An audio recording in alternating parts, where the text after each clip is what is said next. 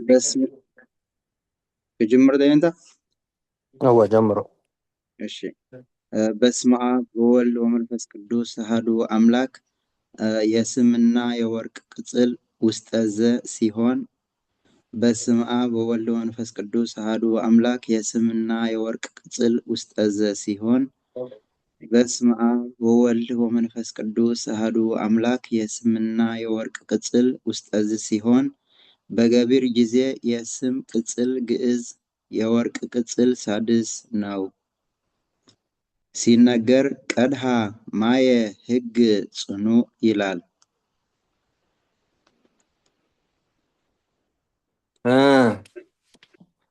እንደገና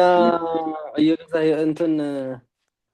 ሽልማት አላትኩም ገለ ተባሂልኩም ነርኩም መስለን ረሲዖም አባጌርኩም ዝፈለጠ የለን አይ ሓተትኩምን ዝኾነ ሰብ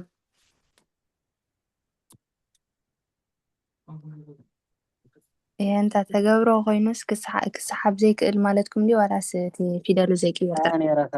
እየገዛታ ኢለ ነራ ተገብሮ ኮይኑስ ፊደሉ ዘይቅየር ከማ ጥራይ እያ ነራ ዋላስ ክሰሓብ ዘይክእል በቃ ከማ ጥራይ ነራ ከምኡ ዳ ተናባቢ ዝሓዘ ዶ ይኸውን ንኣብነት ፊደለ ግእዝ ኣእመረ ፊደለ ግእዝ እምበር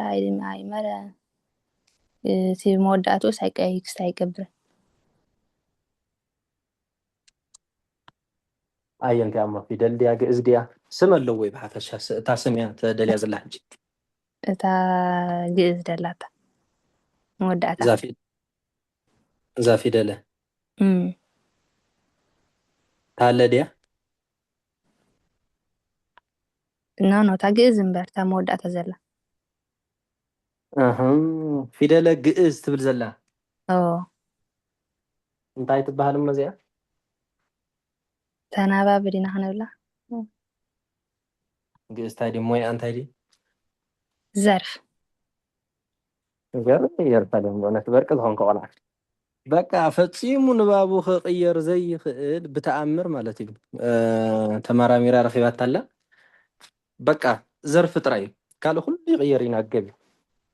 ህብስቲ ኢልና ብገቢር እንታይ ኢና ንብሎ ህብስተ ኢና ንብሎ ኣገ ጳውሎስ ኢልና ብገቢር እንታይ ኢና ንብል ጳውሎስሃ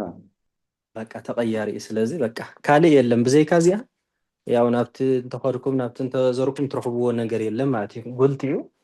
ያው ጉልቲ ከዓ ሓደ ሓደ ዝቕየር ነገር ስለ ዘሎ ኣብ ዝሓለፈ ኢለኩም እዩ ብዘይካ ጉልቲ ኢኹም ተባሂልኩም ነይርኩም እና ብጣዕሚ ዝገርም ነገር እዩ ዘርፊ እዩ ዘርፊ ክቅየረ ይኽእልን ፊደለ ግእዝ ኢና ንብል እምበር ፊደለ ግእዘ ክንብል ኣይንኽእልን ሓቂ ነዚ ዘርፊ እያ ሙሉእ መልሲ ይገርም ብጣዕሚ ሓቂ ንምዝራብ እንትን ከይመስል እምበር ዝሕቶ እዚ ቅኔ ተማሂርና ንዝብሉ ሰባት እውን እንድሕር ሓቲትኩሞም ያው ብቕልጡፍ ዘይክምልስዎ ክእል እዩ እና ብጣዕሚ ዝገርም እዩ ሰለስተ መዓልቲ ገይራ ያው ሰለስተ መዓልቲ መፅናዕቲ እያ ክትገብረላ ቅኒያ እሺ በልበል ኢሳይያስ እሺ የስምና የወርቅ ቅጽል ውስጠ ዘ ሲሆን በገቢር ጊዜ የስም ቅጽል ግዕዝ የወርቅ ቅጽል ሳድስ ነው። ሲነገር ቀድሃ ማየ ቀድሃ ዲና ንብል ቀድሃ ዳ ከምዛ ዝበልካ ቀዳመይቲ እሺ ቀድሃ ማየ ሕግ ጽኑዕ ይላል ተናቢቡ ዲ ኖ አይተናበን ቀድሃ ማየ ሕግ ጽኑዕ ይላል አናው በዳ ተናቢቡ ቀድሃ ማየ ሕግ እሺ ቀድሃ ማየ ሕግ ጽኑዕ ይላል እንጂ ጽኑዕ አይልም ይህም የወርቅ ቅጽል ነው። የስም ቅጽል ግን ቀድሃ ማየ ሕግ ጽሩየ ይላል እንጂ ጽሩይ አይልም። ዳግመኛም በስምና በወርቅ መካከል አትቀጽል። እሺ ከይድ ማንሻ ሀሳብ ትረክበለን። እሺ እንብብ የስም ቅጽል ዘ አይከበብም። የወርቅ ቅጽል ዘ ግን ይከብባል። በልዓ ህብስተ ሃይማኖት ዘጴጥሮስ ይላል እንጂ በልዓ ሃይማኖተ ህብስት ዘመሰብ አይልም። የስም ቅጽል ወርቅን የዘለዋል። የወርቅ ቅጽል ግን ስምን አይዘለውም። የስም ቅጽል ሙሻዘር የሆ ሲገባል ሚካኤል ወይ ይሆናል ማለት ነው። ሲገባ ሚካኤል ወይ ጥዑመ አምላክ ቢል እንጂ ቅኑየ አምላክ አይልም። በሐምስ በሳልስ ይመነሱ ዘርና ነባር በአመል ሲረቡ ሳልሱን ካብ አመል ልሳኻ መጀመር ተኻፍታ ዝነበርካ እስኪ እሺ የስምና የወርቅ ቅጽል ውስጠ ዘ ሲሆን በገቢር ጊዜ የስም ቅጽል ግዕዝ የወርቅ ቅጽል ሳድስ ነው። እወ ምክንያቱ የሰም ቅጽል እንታይ ኢሉ ግዕዝ የወርቅ ቅጽል ከዓ ሳድስ ይብለና ኣሎ ማለት እዩ። ሕዙ ዝተውዕሉ የሰምና የወርቅ ቅጽል ኢሉ ውስጠ ዘ እንታይ ኢሉ በገቢር ጊዜ የስም ቅጽል ግዕዝ የወርቅ ቅጽል ሳድስ። እሺ ኣብ ምንባብ ግዜ ማለት ሰምን ወርቅን ተናቢቦም ክምሰሉ ከለዉ እንታይ ይብለና ኣሎ መስለኩም? ናይ ሰም ቅጽል ግዕዝ ናይ ወርቂ ቅጽል ሳድስ ይብለና ኣሎ። ከመይ ይመስለኩም እስኪ እዚኣ?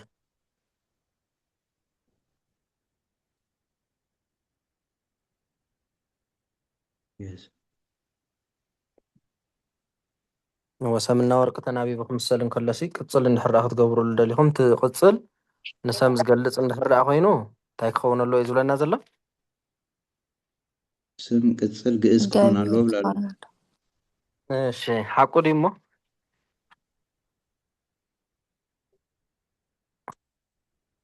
ንወርቂ ከዓ ሳድስ ክኸውን ኣለዎ ማለት ተገብሮ ክኸውን ኣለዎ እዩ ዝብለና ዘሎ።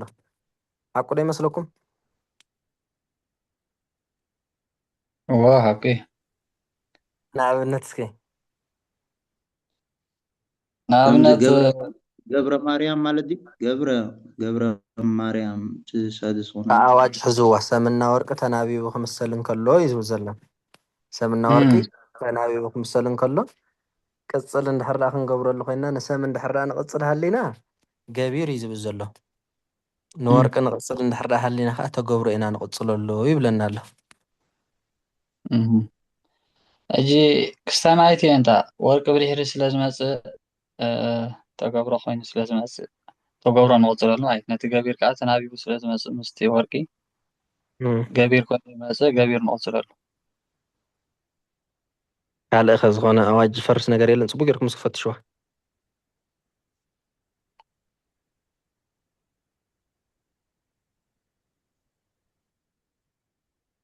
እቲ ንባቡ እቲ ወርቂ ገቢር ስለ ዝኾን ጽባህ እቲ ወርቂ ተገብሮ ስለ ዝኾን እቲ ሰም ከዓኒ ገቢር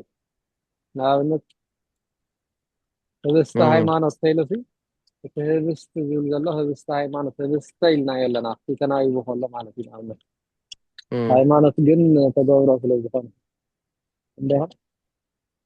ሃይማኖት ግን ተገብሮ ስለ ዝኾነ ማለት እዩ። ሳ ጽብቕቲ እያ ያው ኩልኩም ትብልዋ ዘለኹም እያ። ካልእ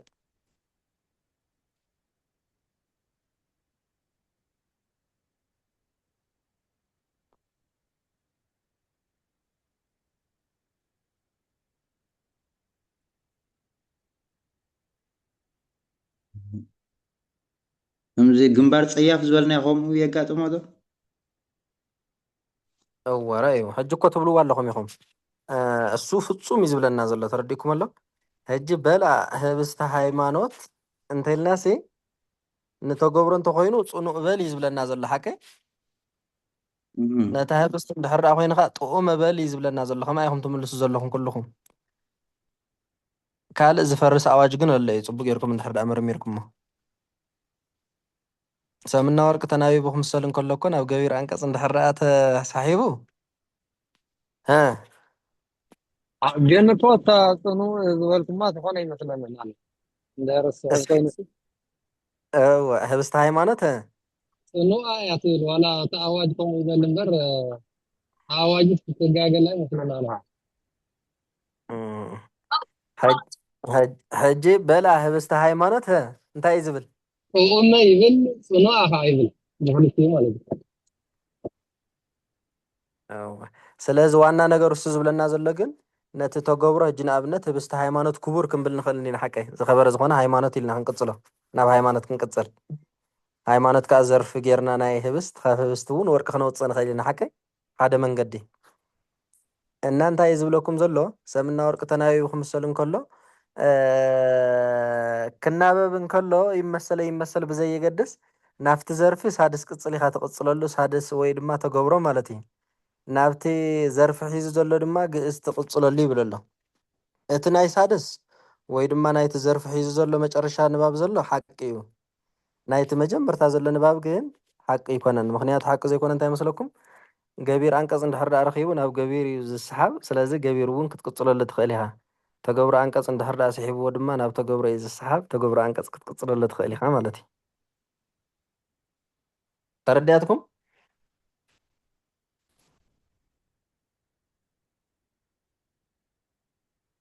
ስማ አለ ዶ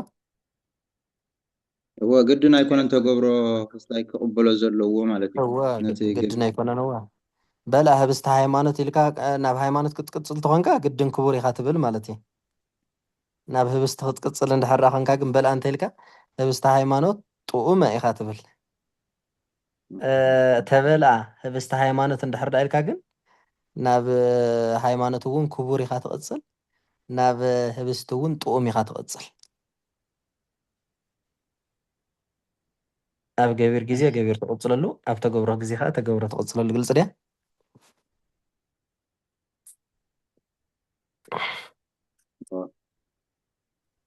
እሺ በገቢር ጊዜ እሺ ቀድሃ ማየ ህግ ጽኑዕ ይላል ቀድሃ ማየ ህግ ጽኑዕ ህግ ሕጂ ናብ መን እዩ ዝቕፀል ዘሎ ማን ነው ማየ ህግ ጽኑዕ ናብ ህግ እዩ ዝቕፀል ሓቀ ማየ ናብ ህግ ይቕፅላል ማን ነው እስኪ መልሳ ዘርአ እንታይ ኢለ ቀድሃ ማየ ህግ ጽኑዕ ሕጂ ናብ ምንታይ ይቕፅል ኣሎ መስለካ ዝፀንዐ ዝኾነ ሕጊ ናይ ሕጊ ማይ ሰትዩ ካብ ጽኑዕ ትብል ዘላ ናብ ሕጊ እያ ትቕፀል ማለት እዩ ናብ ማይ ግን ክትቅፀል ኣይትኽእልን እያ ፍቹ ባርግም ነው ቀድሃ ማይ ህግ ጽኑዕ የጸና ህግ የህግ ውሃን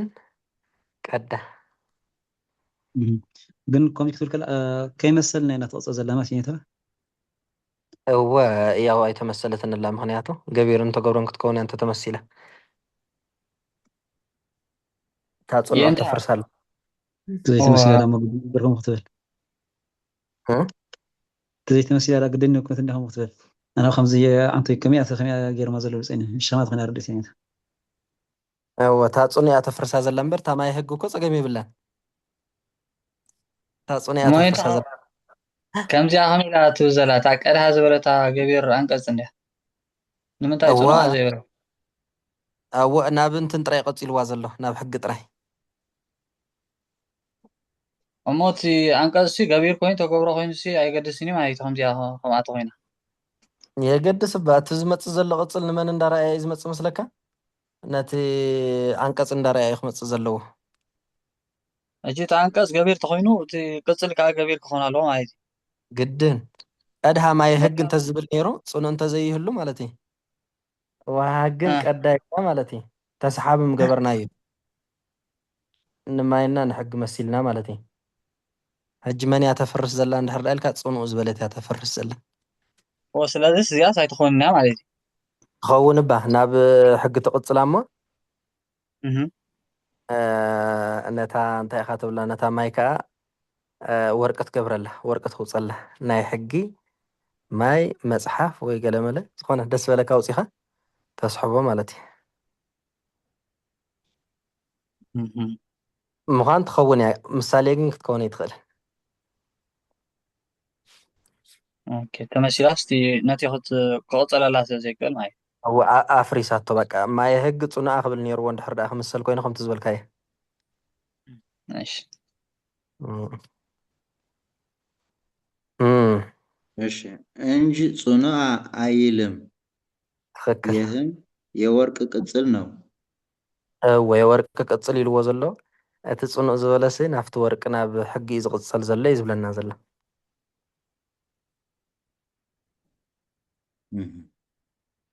የስም ቅጽል ውስጠ ወይራ ማለት እዩ ኣቁፅለ ጊዮርጊስ ተነኩፍ ኢልና ናይ ጊዮርጊስ ኣቁፅልቲ ኣዕፅምቲ ኢልና ውፂና ነርና ሓቀ ካብቲ ማይ ከዓ ደስ ዝበለና ውስጠ ወይራ ክነውፅእ ንኽእል ኢና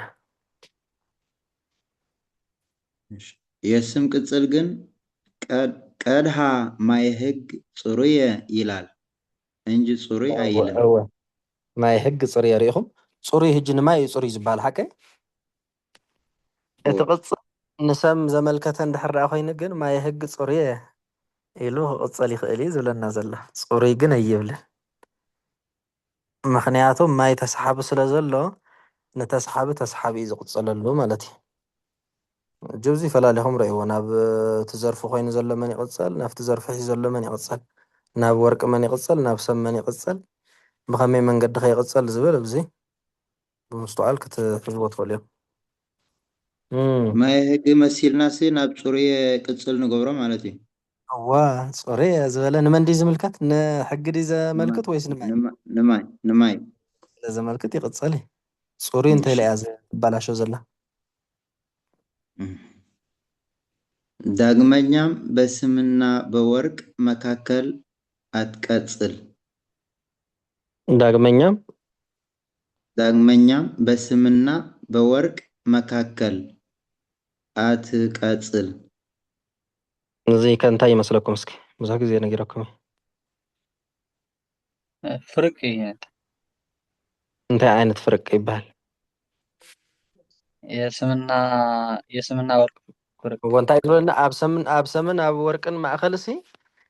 ዝኾነ ቅፅል ኣይተእቱ እዩ ዝብለና ዘሎ ሓቂ ኣይትቐፅል ይብለካ ኣሎ እሞ እንታይ ዓይነት ቅፅል ይትቐፅል ዝብል ዘሎ እዩ ግልጠዘ እያ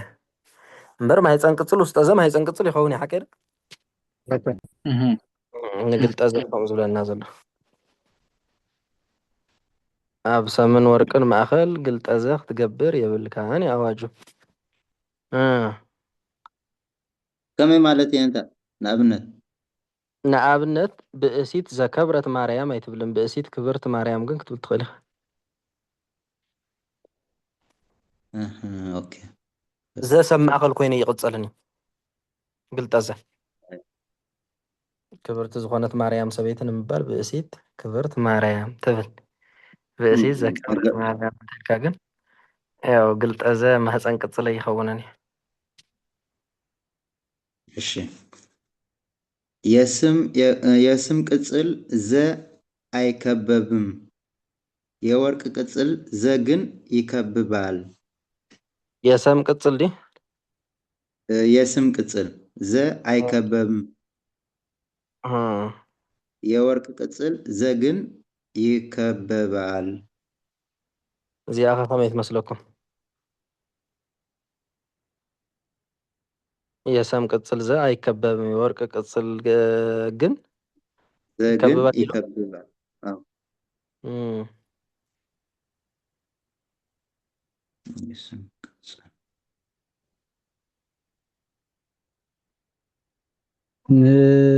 ዘርፋ ያዝ ዲንቲ ከመይ ማለት ንዘርፋ እያሽ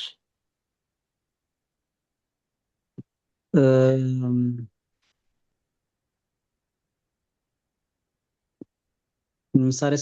እዚ ግንባር ፅያፍ ንኸይከውን ይኸውን ኢሎ ዘለካ እስክሞ ከመይ ንኣብነት ጌርካ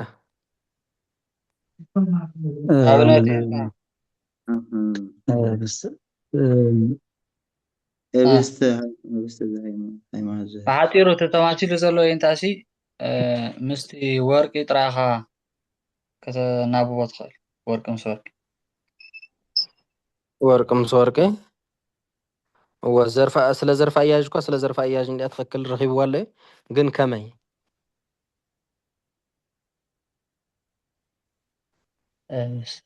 ሲድገመል ናታ ንባ እሺ የስም ቅጽል ዘ አይከበብም የወርቅ ቅጽል ዘ ግን ይከበባል።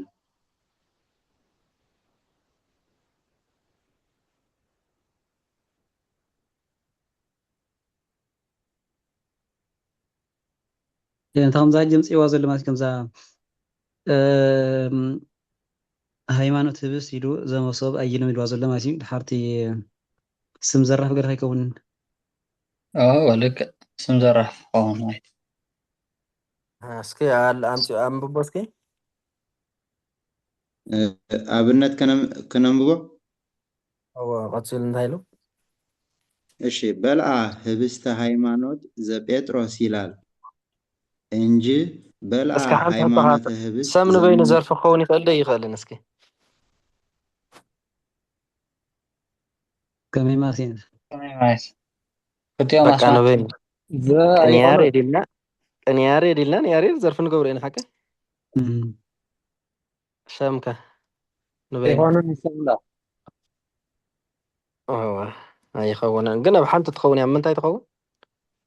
ካብዞም 7 ሰባት የአማርኛ እንትን ይከታሉ ዝበለ ርኢና ነርና መስለኒ مستغير ይሆን استغرب كان استغرب رحمير ሓንቲ እውን ሳስ ስም ዘራፍ ገርካ ይከውን ነራ ዛ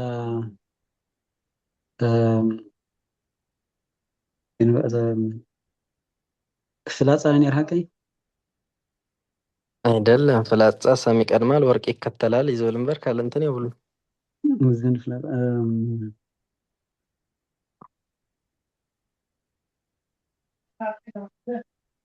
ኣምጽኦ ወጃኹም ሕጂ ያው ትምህርቲ የድልየኩም ምምርማር የዘድልየኩም ሰብ ንበይኑ በቃ ዘርፊ ይኸውንን ኢሉ ዋላ ሓዋዝ ትክክል እዩ በይኑ ዘርፊ ክኾነ ይኽእልን ሰብ እና እንታይ ኢሉ ነይሩ የሰም ቅጽል ዛ አይከበብም ዝበሎ ስለ ዘርፊ ኣያያዥ እዩ ዝዛረብ ዘሎ ተረዲኹምኒ ዘሲ ብክልተ ሰመይ ይኽበብን እዩ ዝብል ዘሎ ከምኡ እንዲ ሓቀይ የሰም ቅጽል ዛ አይከበብም ንዘሲ በቲን ጌርካ ዓቁልካ ተጽበሉ ይትኽእልን ኢኻ ብሰም ጥራይስ ክትከቦ ይትኽእልን ኢኻ እዩ ዘሎ እና ሰብ ንበይኑ ዘርፊ ይኸውንን ኢልኩም ኣለኩም ተኸከል እዩ ኣብ ሓንቲ ግን ትኸውን ኢልና ነርና ንሳኻ እንተ ካብቶም 7 ኣምሓርኛ ዝበልና እዮም ሓንቲ ጥቀሱ ውስጠ ወይራ ኣይኮነን ፍላጻ ኣይኮነን ካልእ ግዜ ንምቁጣብ ድሓን ከምዚ ጨፋር ገለ ኸውን ዶ ንኣብነት ከምዚ ሕጂ መንጎ ኣቲስ ከምዚ ሽማግለ ኮይኑ ክስታይ ይገብር ደላላይ ዓይነት ኹን ኣብ ኣብ ጥምዝ ኣይደለ ኣረስ ኢየሩሳሌም ከታ ያኽል ግን ነርካ ክብ ኢለ ነይሩ ከብ እውን ኣይኮነን ከብ እንታይ ዲ ክልተ ሓደ ወርቂ ብክልተ ሰም ክኽበር ከሎ ባይ ኣው ሓደ ወርቂ ብክልተ ሰም ኣብ ድፋት ነራ ኣብ ድፋት ነራ ወደ ኣሜገራ ለያሪ ቀን ይሆ ኩይስ ዘርፍ ደፍ ማለት ኩ ድፋት ማለት እንታይ ኮንኩም ኢኹም ዳ ንዓረስ ኢኹም ዳ تنزل ተራ ምሳሌ ሓደ ነይሩ ነዊሕ ስሙ እኳ ጥፊአ እየሰ ግንባር ያው ቀያሕ ኣብቲ ጉባኤ ዝነበርና ዘረፍቲ ናይ ደብረ ታቦር ዘረፋት ዋሂብና ሕጂ እቶም ሓፀርቲ ቀዲምና ብሓፈሻ እሱ ነዊሕ ነይሩ ስሙ እኳ ጥፊአ እየ ኣለኹ ለነዊሕ ድህሪ ለነዊሕ እገሌ ድህሪ ተሰርኡ ወይ ልቕንየ ገይሩ ትገርም ቅኔ ነራ ብጣዕሚ እና እንታይ ንምባል ኢለ ዳሕሮ ወይ ተሰሪዕኹማ ነዚኣኻ ነዋሕ እያ ግን ድሕሪ ተሰሪዕኹማ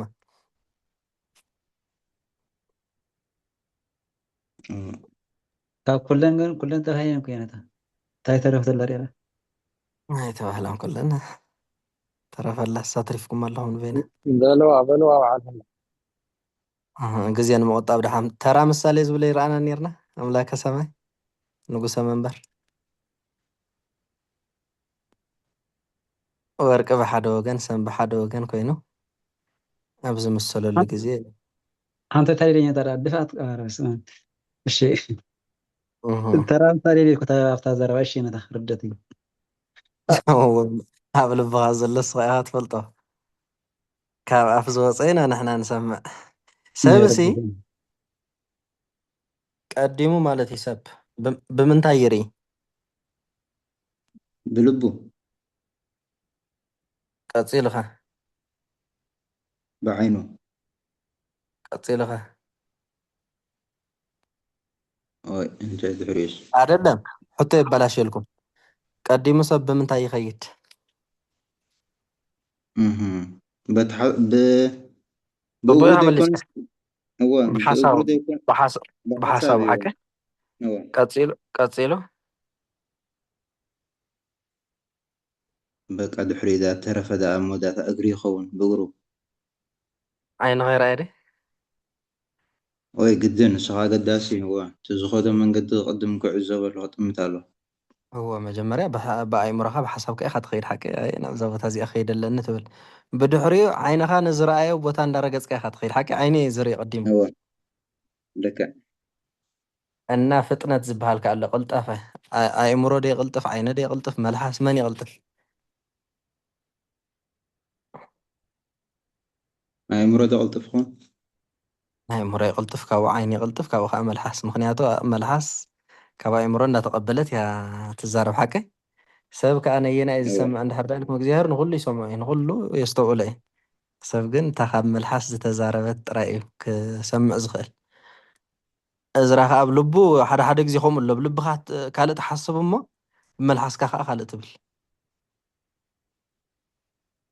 ብድሕሪኡ ከምዚኣ ሓሲበ ነረ ተይልካ እቲ ሰብ ሓሲቡ ደይሓሰበን እግዚኣብሔር ዋንኦ ሓቂ ትፈልጦ ጉዳይ የብልካን ሓሲቡ ይትብለኒ ኢኻ ይሓሰበን ካ ክትብል ኣይትኽእልን ኢኻ ማለት እዩ ነታ ካብ መልሓስ ዝወፅእ ጥራይ ኢኻ ትሕዝ እና ተራ ምሳሌ እያ ነራ ንሳ እሺ كم إذا ترى مثال أخلهم ينتاسك أبرها بلنا ኣምላከ ሰማይ ንጉሰ መንበር ኢልና እኮ ርኢና ነርና ወርቂ ብሓደ ወገን ኮይኑ ዘርፍካ ብሓደ ማነው ሰምካ ብሓደ ወገን ኮይኑ ይመሳሰሉ ንኣብነት ኣምላኽን ንጉስን ምሳሌ እዮም እንደገና እቲ ዘርፊ ዘሎ ኮይኑ ከዓ ብውሽጡ ክልቲኡ እንታይ ምሳሌ ይኸውን ኣሎ ማለት እዩ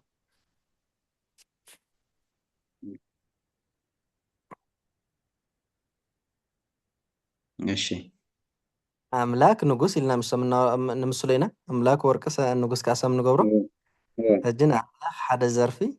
ትገብረሉ እቲ ዝገበርካሉ ዘርፊ ግን ምስቲ ንሰም ትገብረሉ ዘርፊ ዝሰማዕ ክኸውን ኣለዎ ብዝተኸኣለ መጠን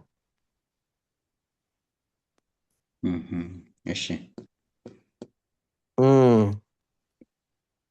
በልዓ ህብስተ ሃይማኖት ዘጴጥሮስ ይላል እንጂ በልዓ ሃይማኖት ህብስት ናምፅወሎ በልዓ ህብስተ ሃይማኖት ዘጴጥሮስ ይላል ትክክል ዘ ህጂ ብመን ተኸቢቡሎ ብወርቂ ብክልቲኦም ወርቂ ሓቂ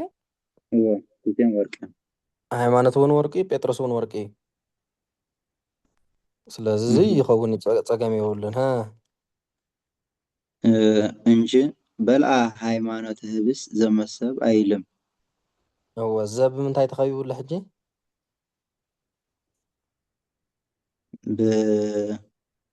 ብህብስትን መሶብን ተሰሓቢ ብክልቲኦም ሰም ተኸቢቡሎ ሓቂ ኣብዚ እንታይ ፀያፍ ይረኣየኩም ኣሎ ህብስተ ዘመሰብ በልዓ ኢሉ እንታይ ድልዎ ዘሎ ሃይማኖት ግንባር ፀያፍ ሓደ ግንባር ፀያፍ ኮይኑ ኣሎ ሓቂ ሌላስ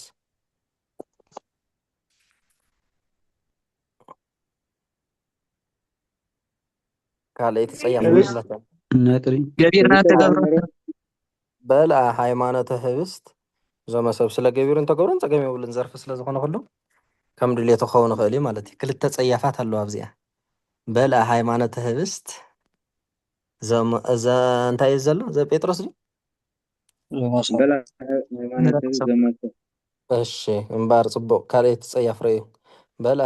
በላ ሃይማኖት ህብስት ዘመሰብ ዝበሎ ስም ዘራፍ ክልተ ስም ዘራፍ ኮይኑ ትክክል ሰም ዘረፍ ኮይኑ ማለት ሰም ጭነት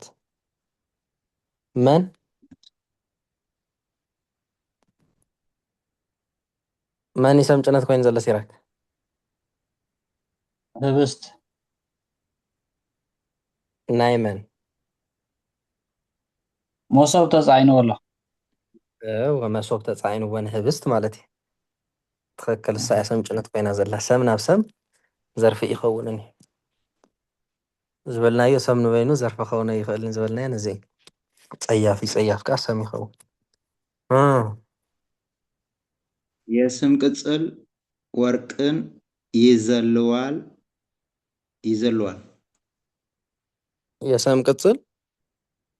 የስም ቅጽል ወርቅን ይዘለዋል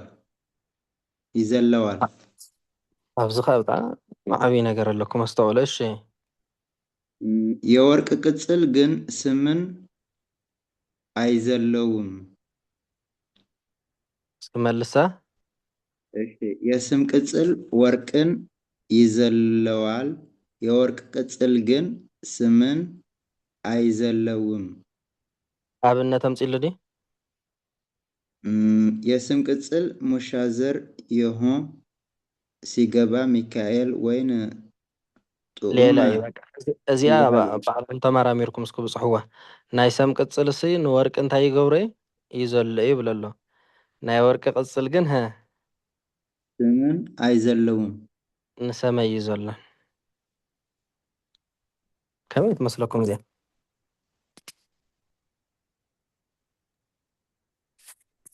ተኸቐፀል ከሎ እዩ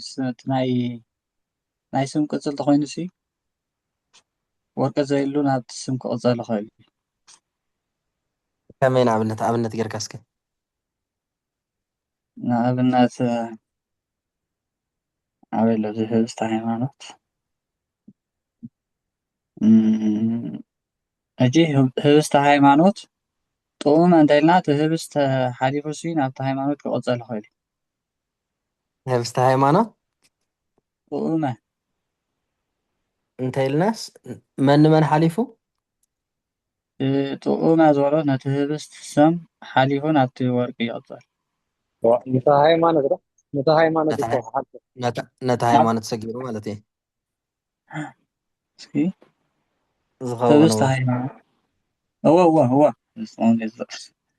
ክትኾን እሺ ንወርቂ ክብል ከለኻ ማነው ቀፂልካ እንታይ ኢልዎ ዘሎ የወርቅ ቅጽል ግን ስምን አይዘለውም ብጣዕሚ ዝገርም ኣዋጅ እዚ ከዓ ናይ ወርቂ ቅጽል ግን ንሰመይ እዩ ዘሎን ይብለካ ኣሎ ከመይ ማለት እዩ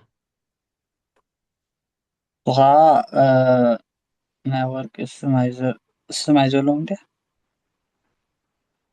የወርቅ ቅጽል ግን ስም አይዘለውም ትያልኩም ኣለኹም ፅቡቅቲ እያ ናይ ሰም ቅጽል ንወርቂ ዘሊሉ ናብ ሰም ክቕፀል ይኽእል ኢል ንሓቂ ህብስተ ሃይማኖት ጥዑመ ክንብል ከለና እቲ ጥዑመ ንሃይማኖት ሓሊፉ ናብ መን ይቕፀል ኣሎ ማለት እዩ ናብቲ ስም ህብስት ይቕፀል ናብ ይቕፀል ኣሎ እንደገና ናይ ወርቂ ቅጽል ግን ንሰም ሓሊፉስ ናብ ሃይማኖት ናብቲ ወርቂ ክቕፀለ ይኽእልን ይብለና ኣሎ ከመይ ማለት እዚ ሃይማኖት ህብስት ክብል ከሎ ማለት ድሓር ግንባር ፅሑፍ ንኸይኮነካ ወሱ እውን ኣይኸውንን ከም ዘለዎ ኮይኑ ኸ ህብስቲ ሃይማኖት ኢሉ ድሓር ከም ዝበሎ ዘሎ ከመይ ገይሮሞ እቲ ህብስቲ እኮ መጀመርታ ክመፅእ እቲ ሃይማኖት ብቕድሚት ክኾኑ ኣለኹም ኢሉ ክዘሎ እንተኮይኑ ድሓር ካ ከምቲ ገርና ግንባር ፀያፍ ይኸውን ግንባር ፀያፍ ይኾነና ማለት እዩ ከም ዘለዎ እንተጌርናዮ ግን ያው ዘሊልዎ ሰይበሃል ናብ ባዕሉ ተቐፂሉ ዝበሃል ማለት እዩ ኣይዘለን ዘሎ ማእኸሉ ስለዘየለ ማለት እዩ ብጣዕሚ ፅቡቕቲ እንታይ ተኢሉ ኸይንታ ሕጂ ህብስት ከይተናበበ ማለት እዩ ህብስት ሃይማኖት ህብስት ፅኑዕ ተኢሉ እቲ ህብስት ሓሊፉ ናብቲ ሃይማኖት ክቕፀል ይኽእል እንዲ እስኪ ሃይማኖት ህብስት ፅኑዕ ሃይማኖት ህብስት ፅኑዕ ኢልካ ሕጂ ምሳሌ ዲ ሃይማኖትን ህብስትን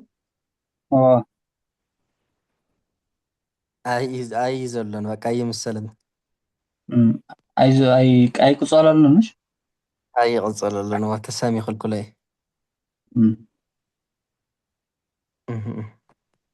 تايد أخذ بالله أنا بس تخلص كي ምናልባት ኣናቢብካ ሃይማኖት ህብስት ጽኑዓ كم أنت الكا جنبار صيف إني أتكونك ሃይማኖት ህብስት ኢላ ጥዑም ክትብል ትኽእል እያ ሃይማኖት ህብስት ጥዑም ክትብል ትኽእል እያ ሃይማኖት ህብስት ጽኑዕ ግን ኣይትብልን ኢልና ያለና እንታይ ኮይና ራስም ሓሊፋት ናብታ ወርቂ ክትቅፅል ስለዘይትኽእል ማለት እዩ እንታይ ግን ጉዳይ እንታይ ኮይና ይትኽእል ተዘይትና ይብላ ተዘይትና ይብላ ሃይማኖት ህብስት እንተዘይተናቢቡ በቃ ሰማይ ይሕልፎኒ ልካ ከምዚ ናይ ዘርፊ ምሽ ኣሎ ሃይማኖት ዋላታ ትግርኛ እንደብል ሃይማኖት ኢልና ኣለና ሓቀ ሃይማኖት ህብስት ጽኑዕ ዘይኮንና ንብል ትቕፅልስ ናብ መን ክቕፅል ኣለዎ ናብ ሰም ክቕፅል ኣለዎ ንሰም ዝገልፅ ክኸውን ኣለዎ ማለት እዩ ክጸድቀካ ይትቕንዮ ዋላ ከምኡ እንተኮይኑ ንወርቂ እንድሕር ቀፂልካ ኣሎ ተቐኒኻ ይጸድቕ ኣሎ ማለት እዩ እንተተናይባ እንታይ ፍንዮ ተተናይባ ይጸድቕ ተተናይባ ተዘይተናይባ ትጸድቕ كما هذا زرف اللي أتخون زلا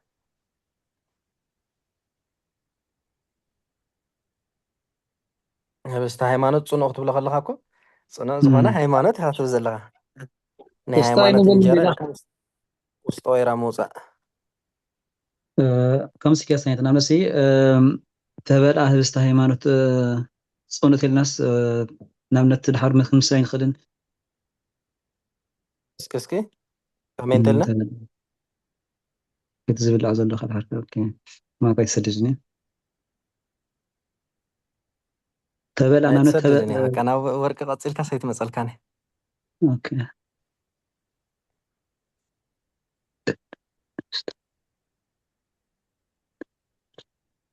تبل هبست ሃይማኖት ጽኑዕ የጸና የሆነ ሃይማኖት ህብስት እንተበላ ወስዳ ይኸውን በደንብ ማስኮ ዘርፊኻ ጌርካ ያዘላ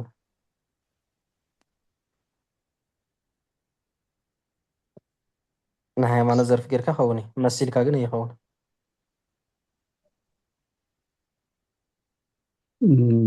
ቀጥለ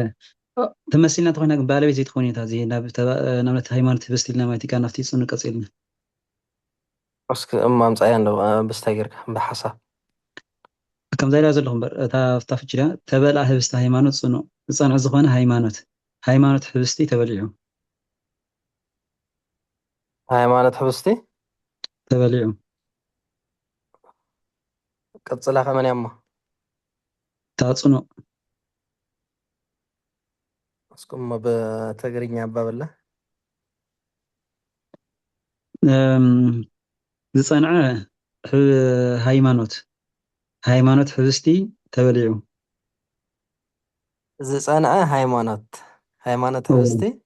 ተበሊዑ ኣይብለን ዝጸንዐ ሃይማኖት ምሽልካ ኣለኻ ቀፂልካ ያለኻ እዚኣ ናብ መን ቀፂልካ ያለኻ ናብ ሃይማኖት ናይ ሃይማኖት ህብስቲ ተበሊዑ ኢኻ ትብል እምበር ይበሃል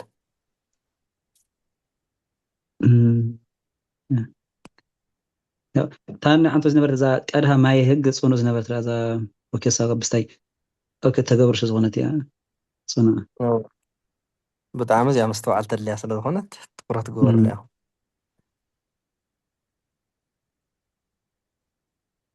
በቃ የወርቅ እንታይ ዲኹም ትብሉ ኣዋጅ ትሕዙ መስለኩም የሰም ቅጽል ወርቅን ይዘለዋል ትብሉ ፍልጥ ያዝ ሓቂ ይናበብ ኣይናበብ ብዘየገድስ የወርቅ ቅጽል ግን ሰምን ኣይዘለዎም ሓደ ከምቲ ዝበልና እንድሕር ወርቂ ቀዲምና እንተንቢብናዮ ንሰም ይዘሎም ማለት ግንባር ፀያፍ ክኸውን እዩ ማለት እዩ እንደገና ከይተናበበ ናብ ወርቂ ንሰም ሕሊፍና ናብ ወርቂ እንድሕር ቅጽል ኣምፂና ከዓ ትቕንየ ይጸድቕ ኣሎ ማለት እዩ ካልእ ዘራርብ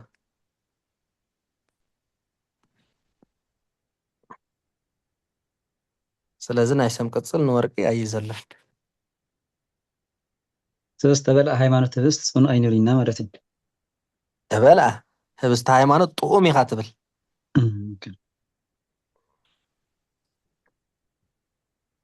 ቅጽልስ ንመን ክገልጽ ኣለዎ መስለካ ነቲ ሰም ክገልጽ ኣለዎ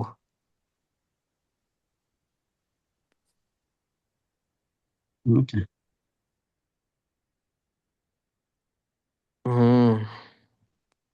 ኣብዚኣ የነታ ዝጣዓመ እንጀራ ሃይማኖት ንብል ማለት ድዩ ክንቅጽሎ ከለና እወ ተበሊዑ እንተኮይኑ ዶ እወ ዝጣዓመ እንጀራ ሃይማኖት ተበሊዑ ታናይ ወርቂ ከመይ ንብላ ማለት እዩ እዚኣ ታናይ ስም እያ ጽቡቕ ናይ ወርቂ ከዓ ህብስቲ ሃይማኖት ጽኑዕ ተበልአ እንተኢልካ ዋላ ጽኑዕ ዝኾነ ሃይማኖት ሃይማኖት እንጀራ ቅኔ ወይ እንጀራ ቅዳሴ ወይ እንጀራ መጽሓፍ ካልእ ወርቂ ውፂኻ ማለት እወ እዩ ያው ባለቤት ምግባር ኣይዋ እሺ ግን ታብያ ሕፅር ዝበለስ ንወርቂ ዝገልጽ ቅጽል ሲ ዘይምግባር እያ ማለት እዩ ንወርቂ ኣብ ምሳሌ ግዜ ዶ ትክክል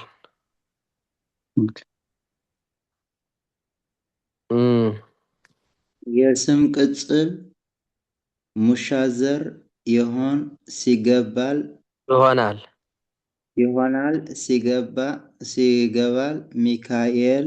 ወይን ጥዑመ አምላክ ቢል እንጂ ቁንየ አምላክ አይልም። እስኪ ሚካኤል ወይን ጥዑመ አምላክ ቢል እንጂ ቁንየ አምላክ አይልም። ቁንየ አምላክ አይልም። እዚኣ እንታይ ትመስለኩም? ሚካኤል ወይን ጥዑመ አምላክ ቢል እንጂ ቁንየ አምላክ አይልም ይዝብለና ዘሎ ሚካኤል ወይን ጥዑመ አምላክ ይበል ዳ እምበር ቁንየ አምላክ አይበል ይዝብል ዘሎ ከመይ ማለት እያ እዚኣ? ቅጽል ሲ ናብታ ሰም ትቅጸል ኣለዋ እምበር ናብቲ ወርቂ ናብቲ ሚካኤል ሲ ክትቅንዕ እዚ ትቅጸል በቃ ዝሕጂ ደይና ክንብላ ፀንሕና ማለት እዩ። ትክክል በቃ ሰ ካልእ መልሲ የብላን። ስለዚ ሙሻዘር ጌርኩም እስክፍትሕዋ እዚኣ ሚካኤል ወይን ጥዑመ አምላክ ሙሻዘር ደስ ዝበለኩም ጌርኩም ፍትሕዋ።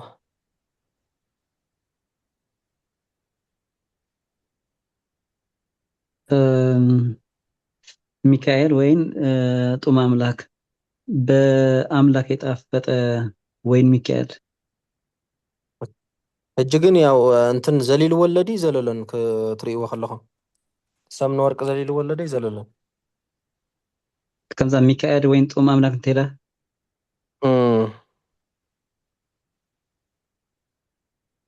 ንማን ኣይዘለሎን ኣብ ጥቑን እዩ ዘሎ ኣይዘለሎን ኣይዘለሎን ማለት እዩ። ትክክል እዎ ዘሊሉ ክመጽእ ይኽእል እዚ ማለት ከዓ እንታይ ማለት እዩ? ከይዘለለ እውን ክመጽእ ይኽእል እዩ ማለት እዩ። ካልእ ዘረርባ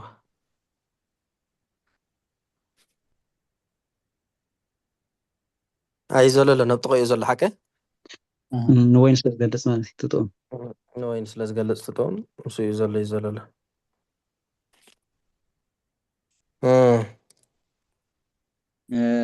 በሐምስ በሳልስ የሚነሱ ዘርና ነባር በአመል ሲረቡ ሳልሱን ሐሙሱን ሳድስ ያለ አመል ሲረቡ ግዕዝ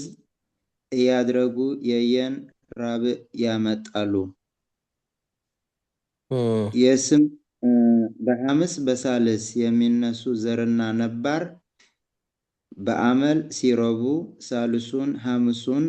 ሳድስ ያለ አመል ሲረቡ ግዕዝ እያድረጉ የየን ራብዕን ያመጣሉ። ንኣብነት እዛ ልዕሊኣ ዝነበረታ እሞ ነይራ ሚካኤል ወይን ጥዑመ አምላክ ቢል እንጂ ቁንየ አምላክ አይልም። ቁንየ አምላክ እንተዝብል ከም ምኾነ ነይሩ ዶ ይምኾነን? ኣይኮነን ትኩን ናብ ሚካኤል ክብል ናብ ወርቅ ሰቆጠ ዘላ ናይ ወርቅ ሰም ዘሊሉ ናብ ወርቂ ክቕፀለ ይኽእልን ማለት እዩ። ትክክል እንደገና ይታ እዚኣ ጥዑመ አምላክ ዝበለታ انت زي ظرف انت زي تغونسي تقوم مخونه نيرانو عين تسكي تقوم أملاك زبلتا ميكائيل ظرف وين تقوم أملاك هو زي تنادت تقبرو خصوصا ማለት ከምኡ ክንብል ይንኽእልን ኢና እወ ትኽክል ግን ከምኡ ኢና ንብል ምክንያቱ ሚካኤል ተገብሮ ስለ ዝኾነ ትኽክል ኢኻ እወ ካልእ ሰዋስው ነይሩ ተዝኸውን ዘጠራጥረካ እምበር ሚካኤል ባዕሉ ተገብሮ ስለ ዝኾነ ግድን ይወ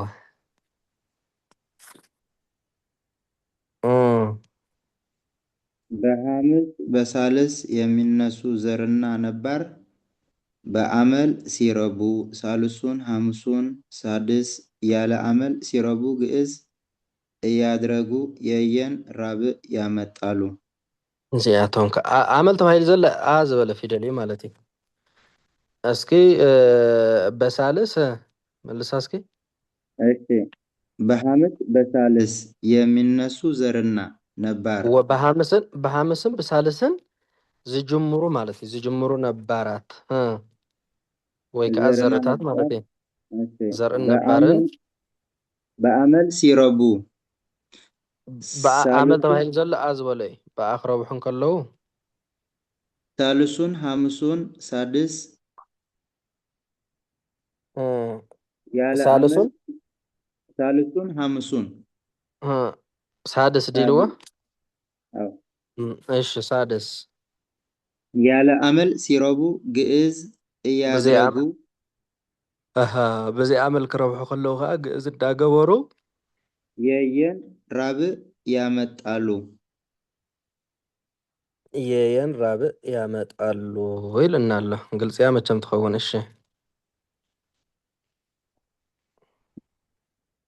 በአመል ሲገቡ ቢጽ የለውን አብያት በአመል ሲገቡ ቢጽ በአመል ዲ በአመል ሲረቡ እንታይ እንታይ ልና ነር ሳድስ ሐምስ በሳልስ የሚነሱ ዘርና ሐምሱን ሳድሱን ያለ አመል ሲረቡ ግዕዝ አያድረጉ የየን ራብዕን ያመጣሉ ይልና ነሩ የየን ራብዕ ያመጣሉ ይልኸ በአመል ሲገቡ ቢጽ ያለውን አብያት ቢ ዝነበረ ሕጂ ክበዝሕ እንከሎ እንታይ ኮይኑ ኣሎ ማለት እዩ አብያት ሳድስ ናብ ሳድስ ተቀይሩ ኣሎ ማለት አብያጽ ኢሉ ኣሎ ቤዝ ያለውን አብያዝ ቤዝ ያለውን አብያዝ ቤ ኢሉ ጀሚሩ ዝነበረ ሐምስ ክበዝሕ እንከሎ ናብ ምንታይ ተቀይሩ ኣሎ ናብ ሳድስ ናብ ሳድስ ኮይኑ ኣሎ ማለት እዩ ያለ አመል ሲገባ በዚ አመል ክረብሑ ከለዉ ከዓ ሌሊት ያለውን ያለ አመል ሲገባ ሌሊት ቴፈን ያለውን ለያሊ ሌሊት ክበዝሕ ከሎ ከመይ ዝብል ለያሊ የየን ራብዕ ያመጣሉ ደሊልና ነይረ ሓቀ እወ የየን ሌሊት ክንብል ከለና ኣብዚ ሌሊት ክንብል ከለና ናየ ዘርኢ የለን ሓቀ እወ የለን ክበዝሕ እንከሎ ግን ናየ ራብዕ ኣምፂኦም የብዝሑ ማለት ለያሊ ይብል ቴፈን ያለው ተያፍን ይብል ተሐምስ ዝነበረ ናብ ገዚ ይቅየር ናያ ራብዕ ከዓ ካብ ዘይነበረ ናብ ምንባር ይመጽእ ማለት እዩ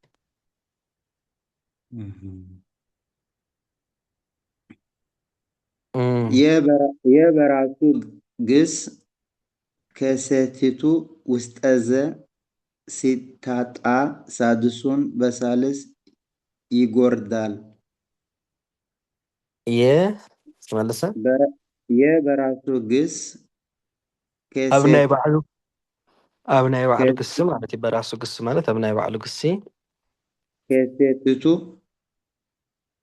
ውስጠዘ ከሴቲቱ ውስጠዘ ማለት እዩ ማለት እዩ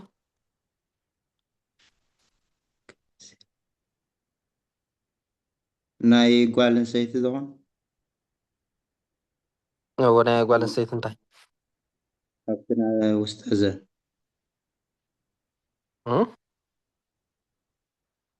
سادس قتل حكى بخالق زرارة سادس قتل مالتي كم تبلو مبرهي እና ኣብ ናይ ባዕሉ ግስየሲ ኣብ ናይ ባዕሉ ግስ ኣፍታ ናይ ጓል ውስጥ ኣዘስ ወይ ድማ ናይ ጓል ሳድስ ቅፅል ይብለና ኣለ ሲታጣ ሳድሱን በሳልስ ይጎርዳል እወ ክሳኣን እንከሎስ ነቲ ሳድስ ክኸውን ዝግብኦ ብምንታይ ይጎርዶ ማለት እዩ ብሳልስ ይጎርዶ ኣብ ውስጥ ኣዘ እዩ ዝብለና ዘሎ ውስጥ ኣዘ ካብ ምንታይ ዝወፅእ ኢልና እዩ ነርና ካብቶም 5 ኣዕማድ ተደራጊ ካብ ተደራጊ ማለት ውስጥ ኣዘ ካብ ኣድራጊ ዝወፅእ ዝብል ሰብ እንድሕር ሃልዩ ይብሉ ሊቃውንቲ ኣርዮስ ኣይክሓደን ኢልካ ከም ምዝራብ እዩ ዝቁፀር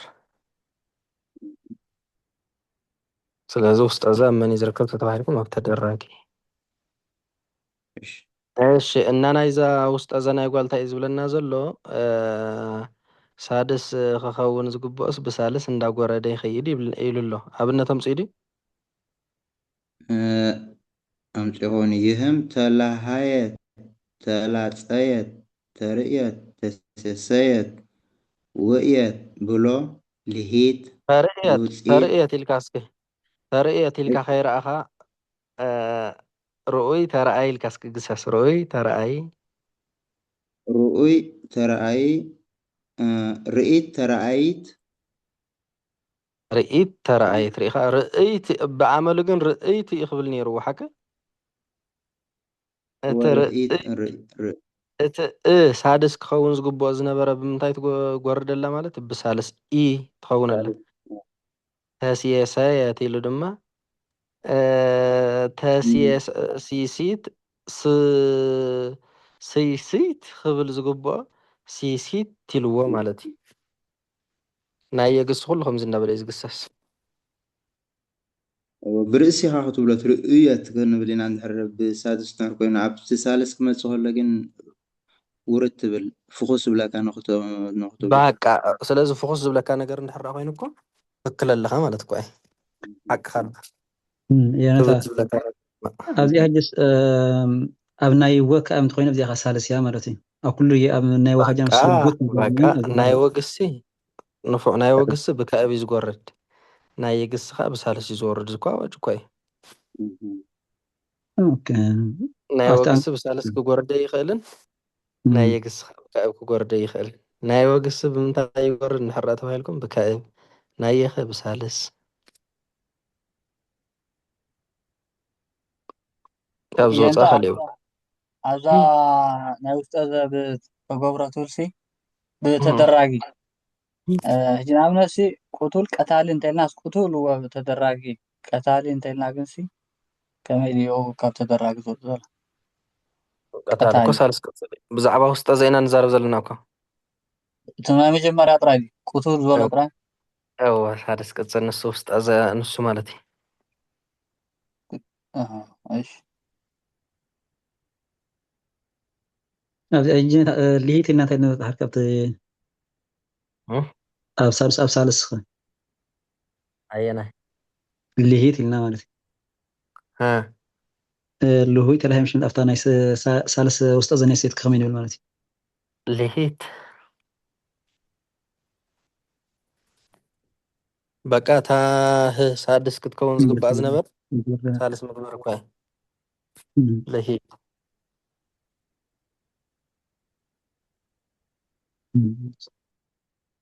በቃ ታህ ክትከውን ዝግባእ ዝነበረ ናብ ሳልስ ቀይርካ ንየ ተጥፋኣ ማለት እዩ ኦኬ ጂ ልሂት ኢልና ሳድስ ድየ እንታይ ወይ ገብዘና ወይ ሳድስ ውስጠ ዘ ወይ ሳድስ ውስጠ ዘ ልሂት ክንብል ከለና ዲ ልሂት ሳድስ ባ መጨረሻ እኮ ይዘርስ ሳድስን ሳልስን እኮ ዘጠራጥር ነገር የብሉም እታ መጨረሻ ፊደል ርአ ቢልካ ትፈልጦ እየ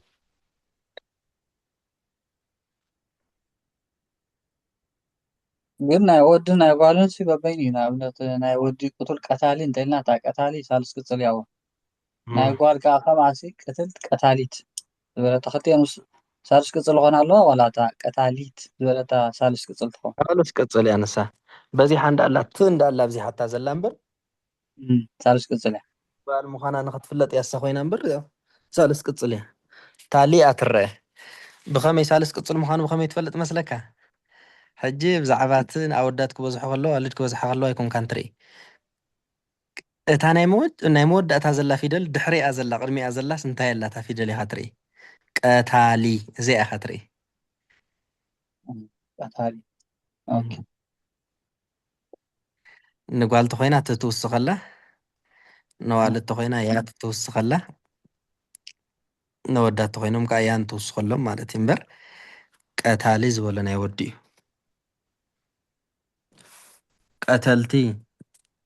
ንኣብነት ንወድስ ፈራሒ ንብል ሓቀይ ንጓልከ እንታይ ንብል ፈራሒት ጓል ምዃና ንክንገልፅ ኢና ፊደል ንውስኽ ዘለና ንብዙሓት ኣዋልድከ ፈራሕቲ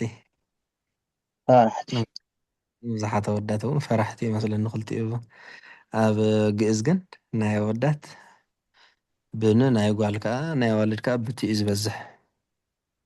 ስለዚ እታ ናይ መጨረሻ ፊደል እያ ትረአ እታ እቲ ዘይኮንካ ትርኢ ቅድሚ እቲ ዘላ ናይ ለ ዘርኢ ማለት ናይታ ግስቲ ዘርኢ ኢኻ ርኢኻ ትፈልጦ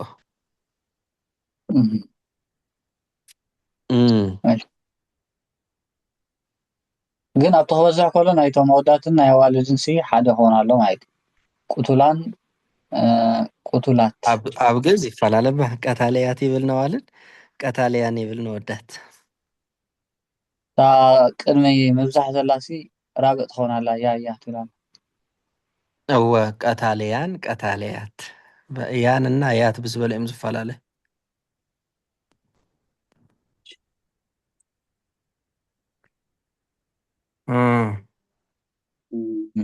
የበዘር ይገኛል እዚህ ከዓ ብዘርኢ ይርከብ ይጠፋልም ሲገኛ ሲገኝ ይታጣል ሲታጣ ይገኛል ዲሎ ይጠፋልም ሲገኛ ይልወሎ አበየ አከየ ብሎ እበይ እከይ ሲታጣ ጸገየ ፈረየ ብሎ ንእሽተይ ምልስ እስክብላ ዝኣዋጃ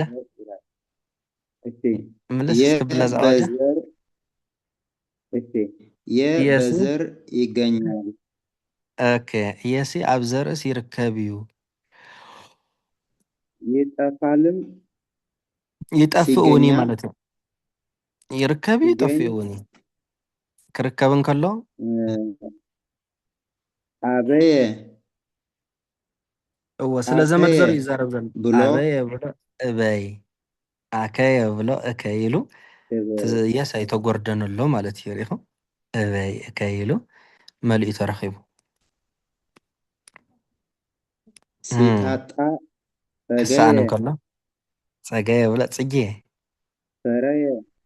ፍሬ ጸገየ ብሎ ጽጌ ፈረየ ብሎ ፍሬ ይላል ክርከብ እንድሕር ዳኣ ኮይኑ ጸገየ ኢሉት ከመይ ክብል ነይርዎ ማለት እዩ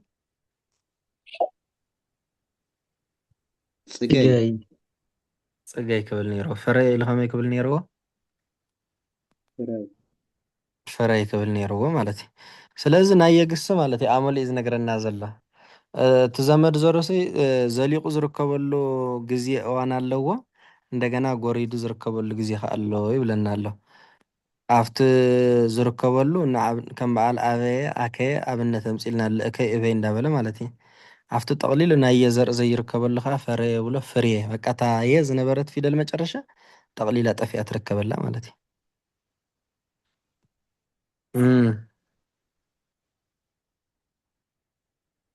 እሺ ድሕሪኡ ሓድሽ ስታይ የሰዋስው ጸያፎች 15 ናቸው ኦኬ ስለዚህ ሕጂ ንዓኹም እያ በዓል እዞም መራጊት ተቐኒሖም ዘለኹም ኣነ መርጌታ ሲራክ መርጌታ ሃዋስ መርጌታ እዝራ ማሂበር ቀለም ከተስምዑን ከለኹም በቃ ዘን ጸያፋት እዚኣተን ከምዚኣ ኮይናትካ ከምዚኣ ኮይናትካ እንዳበልኩም ኢኹም ተመልስዎም ማለት እዩ ናይ ቅኔ ጸያፋት እዮም እዚኣተን ክንደይ የሚልዎ 15 ናቸው 15 ደይልዎ እሺ 15 ምንና ምን ናቸው ቢሉ انت دايلوم ቢሉ አንድና ብዙ ሴትና ወንድ ነባቢና ኢነባቢ ቦታና ባለቦታ ስምና ግብር ሩቅና ቅሩብ ከአንቀጽ ወዲያ ቅጽል ሳቢና ተሳቢ ማስተላለፍ ግሳግስ ፍርቅ ግንባር ጸያፍ ዝሩ የደጭቅ ድፋት ያለ ወገኑ ተናባቢ የዘርፍ የተናባቢ ድፋት ግዕዝ የሚናገረውን ሳድስ የሚናገረውን ግዕዝ ማነገር ክፉና መልካም የልጅ ልጅና ከፍሎ ማስጠበቅ አይነተኛ ጸያፎች እሊህም ናቸው። በቃ ናይ ቅኔ በቃ ጥፍኣት ዝበሃሉ ማለት እዩ ንኣብነት መኪና ክትመሃር ከለኻሲ ቀይሕ ብዘለዎ በዚ ክትከይደ ይፍቀደካኒ ዝተባህለካ መንገዲ እንድሕር ከይድካ ትቕፃዕ ኢኻ ሓቂ ትቕፃዕ ኢኻ ማለት እዩ እና ስሕተት ስለ ዝሰራሕካ ቅኔ ክትገብር ከለኻ ድማ በቃ ብጣዕሚ ናይ ሰብ ፀያፋት ካብዚኦም ወፃእስ ብዙሕ የለን ምናልባት ሓደ ሓደ ክህሉ ይኽእል ይኸውን እዩ ግን በቃ እቶም ዋናታት ፀያፋት ዝበሃሉ ፍሉጣት ፀያፋት ማለት እዩ ክኾኑ ዘይግብኦም እዚኣቶም እንዲያውም በለሎም ሓንቲ ብሓንቲ በለሎም ወደድሕሪ ይበሉ ክትሕዝዎም ኣለኩም እዞም ፀያፍ እዚኣቶም እንድሕር ኣፈሊጥኩሞም ቅኔ ከመይ ከም ዝመፅእ ክትርድኡ ኢኹም ክትፈልጡ ኢኹም በቃ ትማሊ ትገብርዎ ዝነበርኩም ጥፍኣት ኣይትደግምዎን ለካ ከምዚ የለ ኢልኩም ተመሓይሹ ማለት እዩ ሓደ ባሕደ ድገመሎም ኢሳይያስ የሰዋስው ፀያፎች 15 ናቸው። ምንና ምን 15 ምሽል ከለኻ 15 እዮም በብሓደን ትብል ሴትና ወንድ እንትሕር ሃልያ ሴትና ወንድ ተብሎም እሱንካ ይቕበሉካ አንድና ብዙ በሉ ደድሕሪኡ አንድና ብዙ ሴትና ወንድ ነቢብና ኢነባቢ ቦታና ቦታና ባለቦታ ስምና ግብር ሩቅና ቅሩብ ከአንቀጽ ወዲያ ቅጽል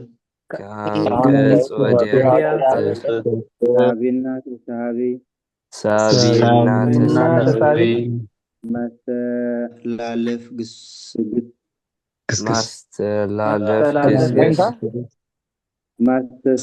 ግስግስ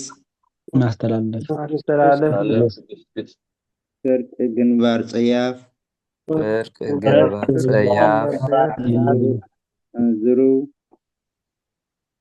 ዝሩ የደቂቅ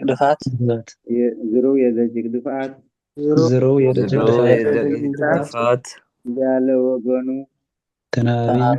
ያለ ወገኑ ተናባቢ የዘርፍ ድፋት የተናባቢ ድፋት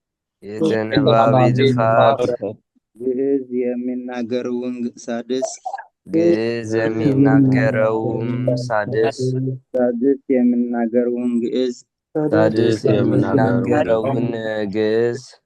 መናገር ክፉና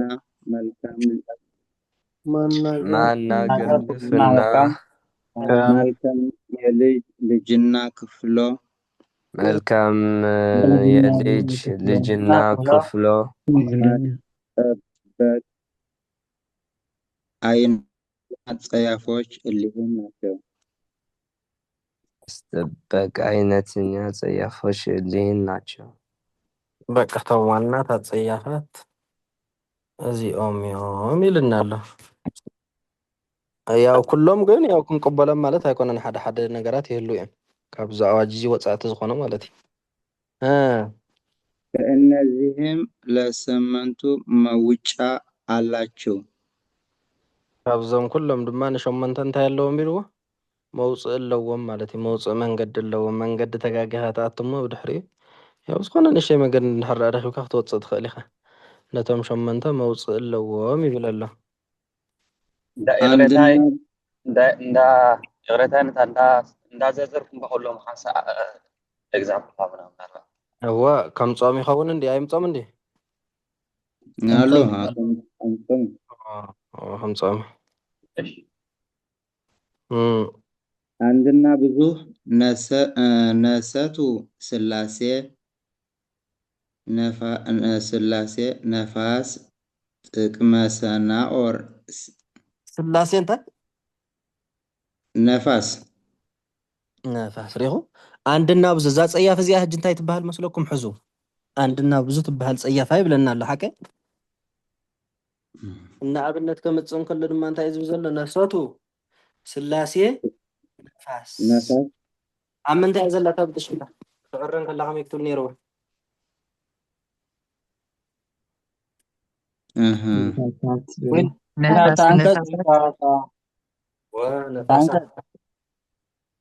አንድና ብዙ ኢልዋ ዘሎ እየን ትመስለኩም አንድ ተባሂላ ዘላ መን እያ ነፋስ ነፋስ ብዙ ተባሂሉ ዘሎ ድማ መን ስላሴ ስለዚ ሰባት መፅኦም እንዳኣልና ንብል እምበር ሰባት መፅኡ ንብል ዲና ኣይንብልን ሓቀ ኣብ ቅንየ ድማ ከምኡ እዩ ማለት እዩ ሓደን ብዙሕ እንተባሂሉ ዘሎ ነሰቱ ስላሴ ነፋሳት ክብል ነይርዎ ነፋስ ኢሉስ ሓደ ገይሩ ኣብቲ ከዓ ንስላሴ ብዙሓት ገይሮም ፅዎም እዚ ፀያፍ ይበሃል ፀያፍነቱ ከዓ እንታይ ይበሃል ሓደን ብዙሕን ኮይንካ ይበሃል ማለት እዩ እጂ ቅንያ ክገብር እንከሎ ሓደ ሰብ ካህናት ገብርኤል መፃ ይብል ቀሺ ገብርኤል መፅኡ ኢሉ ቅንያ ክገብር ይኽእል እዩ ከይተረድኦ እዚኣ ዳ አንድና ብዙ ኮይና ትካፍ ብልዎ ፀያፋ መጀመርታ ትነግርዎ ማለት እዩ አንድና ብዙ ማለት እንታይ ማለት ይኽብል እዩ ገብርኤል ሓደ ካህናት ከዓ ብዙሓት እዮም ካህናት መላእክት ወይ ገብርኤል ካህን ክፍል ነይረካ ይኩን ትርሙዎ ማለት እዩ እሺ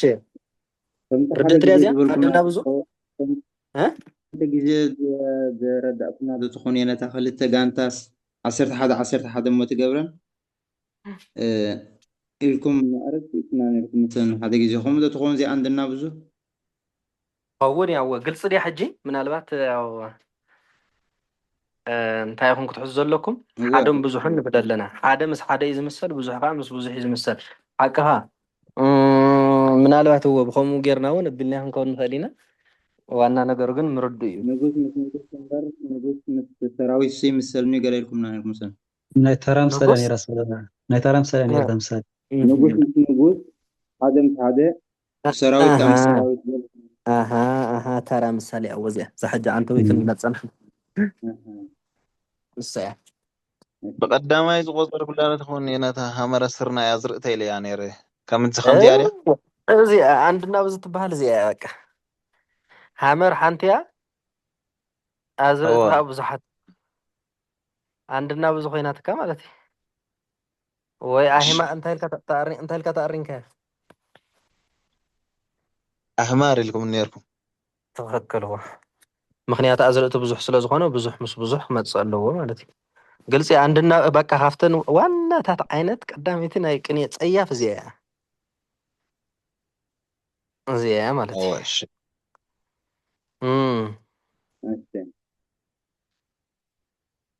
ጥቅመ ሰናኦር ኢሉ ወዲዎ ለሽ ሴትና ወንድ ጳውሎስ ስላሴ ነሰቱ ማን ነው እንታይ ነይሩ ነሰቱ ስላሴ ነፋስ ሰናኦር ብሓሳብ ጥቅመ ሰናኦር እዚኣ አንድና ብዙ ትባል ፀያፍ ሴትና ወንድ ጳውሎስ ጓልን ወድን ሴትና ወንድ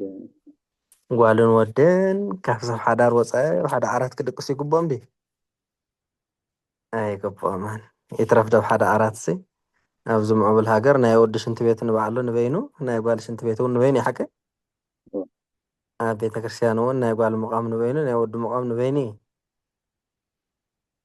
ስለዚ ኣብ ቅኔ ድማ ናይ ጓል ቦታ ንበይኑ ናይ ወዲ ቦታ ንበይኑ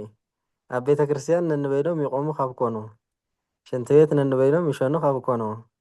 ኣብነናቶም ዓራት ይድቅሱ ካብ ኮኑ ኣብ ቅኔ ከዓ ነንበይኖም ዳ ክመፁ ኣለዎ እምበር ተመሲሎም ክመፁ የብሎምን ማለት እዩ። ፀያፍ እዩ። ኣረ ኣታ ምስ ጓል ትድቅስ ተባሂሉ ፀያፍ እዩ። ሓቀይ ፀያፍ ማለት ተረዲእኩም ኣሎ ነውሪ ከም ምባል እዩ። ዓገብ ከም ምባል እዩ በቃ። ስለዚ ፀያፍ ተባሂሉ ዘሎ ኣብ ቅኔ ከዓ ሴትና ወንድ ዝበሃል ብጣዕሚ ሕማቅ ፀያፍ ኣሎ መሕፈር ዝኾነ ማለት እዩ።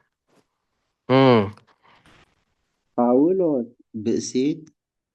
ፈትለ አሚን ኣነመት ጳውሎስ ሰበይቲ ፈትሊ እምነት ኣኒማ ንብል ኣለና። ብትግርኛ እኳ ረእይዋ እንታይ ክብል ነይርዎ ብትግርኛ? ብእሲ ብትግርኛ ባ ጳውሎስ ሰበይቲ ፈትሊ ሃይማኖት ኣሚና ንብል ኣለና። ብትግርኛ ከመይ ክብል ነይርዎ?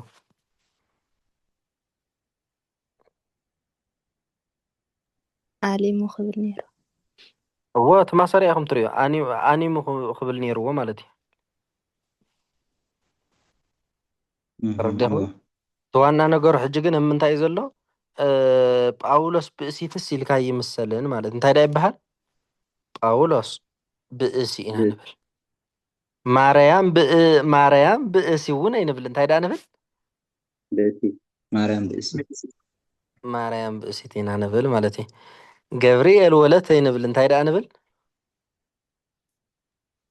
ገብርኤል ውርዙ በቃ ውርዙ ንብል ማለት እዩ። ኣርሴማ ክቡር ኣይንብል። እንታይ ዳ ንብል? ክብርት ንብል ማለት እዩ። ስለዚ ኣብዚ ከዓ ጳውሎስ ትርእይዎ ኣለኹም ምስ ጓል ምስ ተራእየ ፀያፍ ይበሃል ኣሎ መታኣይ ምስ ጓል ክትፅጋዕ ይግበአካን ማለት እዩ። እና ብሓፈሻ ዋና ነገሩ ቁም ነገሩ እንታይ እዩ? ወድን ጓልን ምሳሌ ኮይኖም ክመፁ ይኽእሉን እዮም ማለት እዩ። ናይ ወዲ ፆታ ምስ ወዲ ፆታ ጓል ፆታ ከዓ ምስ ጓል ፆታ ዳ ትምሰል እምበር ወድን ጓልን ከም ምሳሌ ሰምና ወርቂ ኮይኖም ክመፁ ኣይኽእሉን እዮም። እዚኣ ካልአይቲ ፀያፍ እያ ሓዝዋ እሺ። እታ ኣኒማ ዝበለት ቃል እንታይ እያ? ዓለመት ዲ ዝበሃል ኣነመት ያው ኣሊማ ብትግርኛ እዩ ዝኾን ዘሎ። እወ ዓሊማ ብትግርኛ ብትግርኛ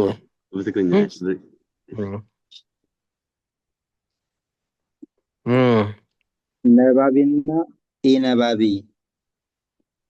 እዚ እኳ ሓሲ እዩ። ብክንደይ መዓልቲ እሞ ዘይመሰልናዮ ኣብነት መን ኣምፅኡ? ተጠብሓ በግዕ ዮሃንስ ዝሰምዕን ዘይሰምዕን ሰ ይምሰልኒ ዝብለና ዘሎ መድሃኒ ዓለም እብኒ ክንብል ንኽእል ዶ? ንኽእል ኢና ሓቀ እዚ ሰኢሉ ኣርምዎ መድሃኒ ዓለም እብ ንብል ንኽእል ኢና። እንደገና መን ኢልዎ ዘሎስ? ዮሃንስ በግዕ ኢልዎ ዘሎ? ተጠብሓ በግዕ ዮሃንስ በጊዕ ዮሃንስ እጂ በጊዕ ኣይሰምዕን ይብለና። በጊዕ ይሰምዕ ዶ ይሰምዕን? ይሰምዕ ባ ክዛረብ እዩ ዘይኽእል እዚ ፀገም ክንምስሎ ንኽእል ኢና ሽግር የብለን። ይትረፍ ዶ ምስ ዝሰምዕ ሰብ ምስ ዘይሰምዕ እውን ክምሰል ይከኣል እዩ። ፀገም ይብሉ ነብሩ። እዚኣ ስቑኢል እያ ፀያፍ ኣይኮነትን ከም ፀያፍ ገይሩ ይምፅእዋ ዘሎ። ካብቶም ካብዚኣቶም ከዓ ንሸሞንተ መውፅእ ኣለዎም ምሽል ነይሩ። እዚ ብኸመይ ይመስለኩም? ቀደም ከምኡ ያው ብናይ ቀደም ኣዋጅ ተታሒዙ ስለ ዝነበረ እዩ። ቀደም ዝሰምዕን ዘይሰምዕን ኣይምሰልን ነይሩ። ዝገባብ ካብቲ ናይ ቀደም ዝነበረ ናይ ሊቃውንቲ ኣዋጅ ስለ ዝተበለ እምበር ኣብዚ ሕጂ ዘለናዮ ሰዓት ግን መልክዑ ቀይሮ ስለ ዝኾነ ናይ ቅኔ መንገዲ ይምሰል እዩ። ዝሰምዕን ዘይሰምዕን ንክምሰል ዝኽልክሎ ነገር የለን ማለት እዩ። ስለዚ ካብቶም ሸሞንተ ሓደ ረኺብና ኣለና። ሓዙ ሸሞንተ እዮም ከነውፅኦም ኢና። ክንደይ ጠቒስዎም ዘሎሞ? 15 ድዩ? ኩሎም ዳ 15 በቃ ስለዚ ካብዞም 15 17 ጥራይ ኢና ትክክለኛ ሓቀኛታት ፀያፋት በቃ ክንረክብ ማለት እዩ። ተኻልእ ስቑኢልካ እዩ። ስለዚ እዚኣ እንታይ ኢለኩም ኣለኹ? ነባቢና ኢነባቢ ዝያዳ ቀንዕትላ ትኸውን እያ ትኸውን እያ ማለት እዩ። ትኸውን እያ ኢልኩም እርም ተብልዋ።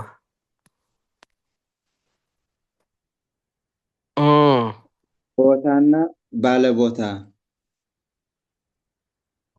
እዚ ከዓ ቦታን ዘይ ቦታን እዩ ዝብለና ዘሎ። ንባዕላ ማርያም ሰ ሕጂ ብሰማይ ክንምስላ ኢና ሓቀይ ብምድሪ ንምስላ እንተዩ ትገራሂት ንብላ። እዚ እውን ይኸውን እዩ። ኣብነት እንታይ ለምፅ እዩ? እዝራ ወሄኖክ ኣህጉረ ሰማይ እዙይ ያው ይኸውን ብደንብ ገይሩ እዝራን ሄኖግን ናይ ሰማይ ሃገራት እዝራን ሄኖግን ይዝብል ዘሎ ይኸውን ብዋድላ በኣና ማለት ክሳብ ሕጂ ብጎንጅ እኳ ይገብርዎን እዮም ምስልን እዚ ወይ ይገብርዎን እዮም ኣና ንጥቀመሉ ኢና ማርያም ገራይ ትንብል ኢና ኣምላክ ማለት ዝሰማምዑ ምሳሌ እንዳመረፅናስ ንሰብ ምስ ቦታ ክንምስሎ ንኽእል ኢና ፀገም የብሉ እዚኣ እውን ካብቶም 8 ክልተ ኢልኩም ሓዝዋ ትኸውን እያ ነባቢና ነባቢ ትኸውን የልና ያለና ቦታና ባለ ቦታ እውን ትኸውን ጠቕላላ ክልተ ፁርያት ፀያፋትን ክልተ ከዓ ዝኾነ ንሪኢና ኣለና ማለት እዩ ጠቕላላ ስምና ግብሪ ስምን ግብሪ እንዴ ካህነ ሰማይ መልከ ጼዴቅ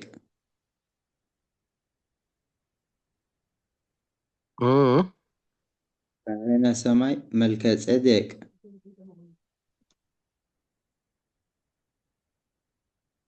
ካህነ ሰማይ መልከ ጼዴቅ ዲ እዚ ኣይኸውን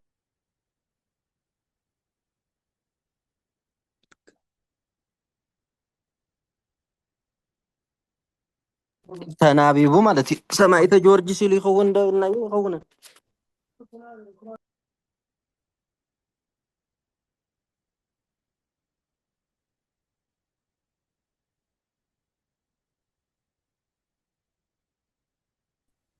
ኣይከውንን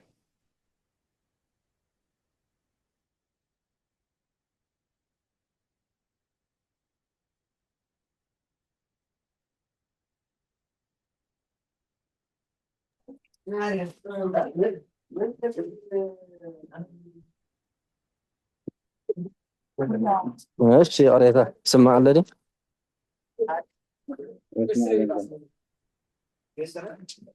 سمع لنا واسمع لي انت هاي سمعن اسمع له سمعني لهم دم اوكي ايش እዚኣ ባርጉም ናይ ከዛኔ ወደ ተዛ ስምና ግብሪ እንታይ እንፅዎ ዘሎ ካህነ ሰማይ መልከ ጼዴቅ ይብሎ ካህነ ሰማይ መልከ ጼዴቅ ዲ ካህነ ሰማይ ዲልዎ ዘሎ ይኸውን እዚ ካህነ መልከ ጼዴቅ ኢሉ እንትን ዘይምሰል እምበር ይኸውን ዘርፊ ሒዙ ስለ ዘሎ ይኸውን ያው ሰማይተ ጊዮርጊስ ሚካኤል መልአክ ወይ ድማ መልአከ ሚካኤል እንዳበለ ዝሰምዕ ያው ክልተ ዝሰምዕ ተናይቡ እንታይ ይኸውንን ኢልና ነይርና ዝሓለፈ ኣይምሰልን ዘርፊ ሒዙ እንድሕር ዳኣ መፅኡ ግን ፀገም ዘለዎ ይኮነን ሰማይተ ጊዮርጊስ ኢልና ክንቅፅሎ ንኽእል ኢና ሓዲኡ ሰም ሓዲኡ ወርቂ ጌርና ከነምፅኦ ንኽእል ኢና ፀገም የብሉ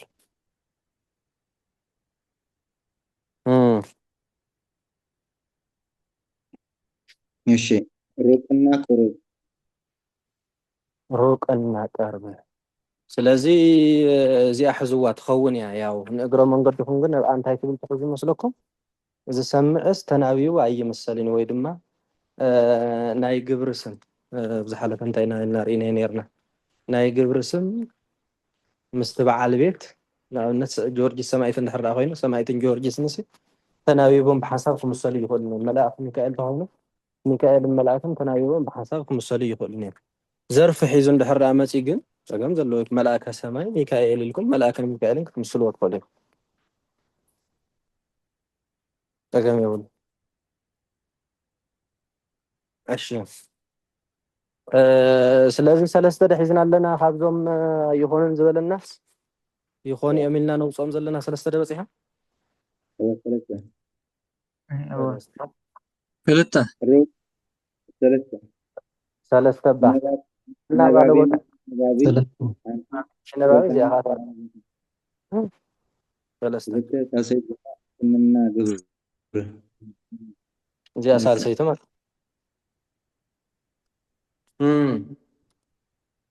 ሩቅና ቅሩብ ወጥቀ ሩቅና ወዚ ከዓ ብጣዕሚ በቃ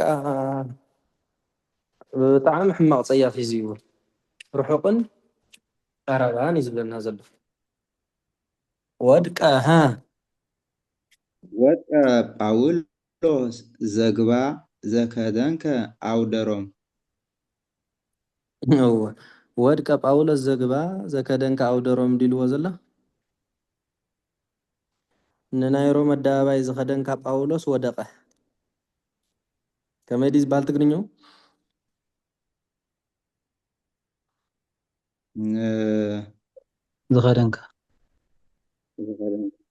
ዝኸደንካ ጳውሎስ ወዲቅካ ክኸውን ነይሩ ሓቀይ ስለዚ ርሑቕን ቀረባን ኮይኑ ኣሎ ማለት እዩ ርሑቕን ቀረባን ብምንታይ ይፍለጥ እንድሕር ኢልኩም ብኣንቀጽ ኢኹም ክትፈልጥዎ ትኽእሉ ካልእ መፍለጥ የብሉን ስለዚ ወዲቅካ ንምባል ከመይ እናስተኻኽልዋ እስክገዛ ባዕልኹም ወደቅከ ጳውሎስ ዘግባ ዘከደንከ አውደሮም እስኪ ቀዳመይቲ ተኣንቀጸ ወደቅከ ተንውጦ የሚያስቀር ቀለማት ወደቀ ወደቀ ይላል እንጂ ወደቅከ አይልም ወደቀ አጥብቅ አንተ ወደቀ ጳውሎስ ዘግባ ዘከደንከ አውደሮም ይብል ማለት እዚያ ስለዚ ትክክለኛ ፀያፍያ ማለት ይትኸውንን እያ ሰለስተ ፅሩያት ፀያፋት ሰለስተ ዝኾኑ ርኢና ኣለና ጠቕላላ 6 ርኢና ኣለና ማለት እዩ ክንደይ ተሪፎምና ካብቶም 15 ዶ ትሽዓተ ማለት እሺ ከአንቀጽ ወዲያ ቅጽል ከአንቀጽ ወዲያ ቅጽል ጳውሎስ ላይም ተጠብሃ ነዊሃ ሃይማኖት ቀርነ እዎ እዚ ፍርቂ ዝኸውን ዘሎ ሪኢኹም ነዊሃ ሃይማኖት ቀርነ ዲልዎ ዘሎ ነዊሃ ሃይማኖት ቀርነዋ ቀርነ ሃይማኖት ዝነውሐ ላሕሚ ጳውሎስ ኢሉት ነዊህ ናብ ሃይማኖት እንዲ ክቕፅል ነይሩ መን ከልኪልዎ ተጠብሃ ተኣንቀጽ ከልኪልዎ ማለት እዩ ምሕላፍ ከልኪልዎ ከኣንቀጽ ወዲያ ቅጽል ዲልዎ ያው ከኣንቀጽ ወዲያ ቅጽል ማለት ቅጽል ሲ ንኣንቀጽ ሓሊፉ ክቕፀለ ይኽእልን ማለት እዩ ካልእ ዘረርበ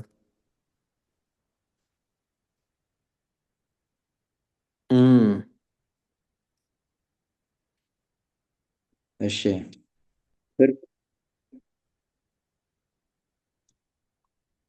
እነዚህ أربعة ፀያፋት ሒዝና ስማዕ ታትኽክልና ጽቡቕ ነር እዚኣ ናታ ትኽክል ትከውን ከላ ከመይ ትብል ማለት እዚኣ ተትነግርና ጽቡቕ ነይሩ ክትቀንዕ ከላ ዲ እወ ጳውሎስ ላይም ነዊሃ ሃይማኖት ቀርን ተጠብሃ ወይ ድማ ተጠብሃ ጳውሎስ ላይም ነዊሃ ሃይማኖት ቀርን ክትብል ነይርዋ ተኣንቀጽ ወይ መጀመርታ ክትንገር ኣሎ ወይ ካብ መጨረሻ ክትንገር ኣሎ ቀናዕ ከሊ አይዋ እሺ ኧረ እሺ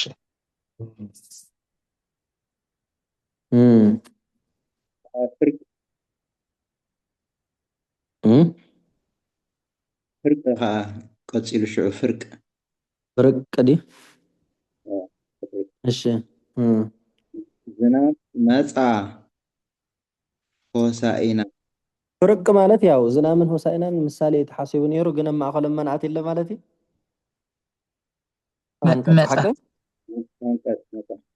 ስለዚ ፍርቅ ዝበሃል እዚ እዩ ማለት እዩ ኣብ መንጎ ሰምና ወርቅ ኣንቀጽ እንድሕር ደኣ ኣትዩ ሕጂ ዝናምን ሆሳኢናን ንኸይምሰሉ መን ከልኪልዎም ኣሎ መጻ ከልኪልዎም ኣሎ ማለት እዩ እዚ እንታይ ይበሃል መጻ ከምበልና ዶ ዝናብ ሆሳኢና መጻ ዝናብ ሆሳኢና መጻ ወይ ድማ መጻ ዝናብ ሆሳኢና እውን ክንብሎ ንኽእል ኢና ተኣንቀጽ ሕጂ እውን ካብቲ ዘለዎ ካብ ማእኸል ኣውፂና ብወሰን ወይ ድማ ብድሕሪት ኢና ክንገብሮ ዘለና يعني كأنقص ودي أنقص ستي أنا قصل إذا فرق كل كان حرام كل واست أنا أنقص تي خلنا قصص زخنا في በቃ فلويناتي እቲኣ እዎ ኣፈላላየን ፍርቅ እኒአን ክልቲአን እቲኣ ናይ ቅፅል እያ እዋ እዚኣ ኸ ናይ ሰምና ወርቂ እያ أبزا كأنقص ودي تبزل نويها هايمانوت جوش نويها هايمانوت ታዲያ ዘላ ዘርአ እንዳ أو يبغى نصرفتنا أبدا قلنا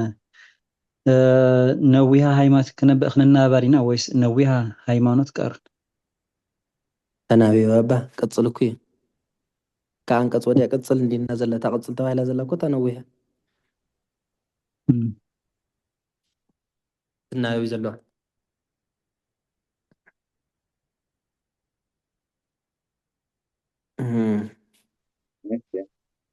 ግስግስ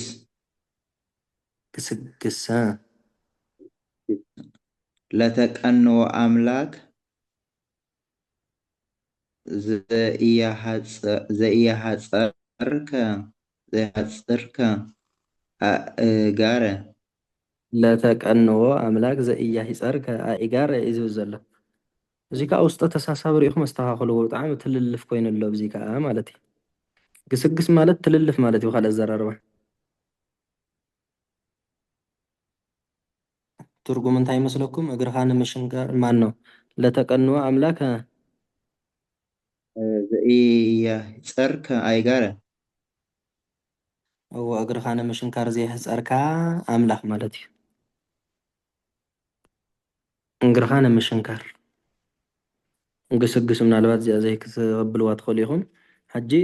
ክትቀንዕን ከላ እዚኣ ከመይ ትብል መስለኩም ኣምላክ ዘኢያሕፀርከ ለተቀንዎ ኣእጋረ ክትብል ነይርዋ ምክንያቱ ትብሉ ኣእጋረ እግርኻ ንምሽንካር ክንብል ከለና እግሪ ናብ ምንታይ እዩ ዝሰሓብ ዘሎ ናብ ተቀንዎ ማለት እዩ ስለዚ መን ይኽልክሎ ኣሎ ዘኢያሕፀርከን ኣምላክን ይኽልክልዎ ኣለዎ ሓቀይ ዘኢያሕፀርከ ይኽልክሎ ኣሎ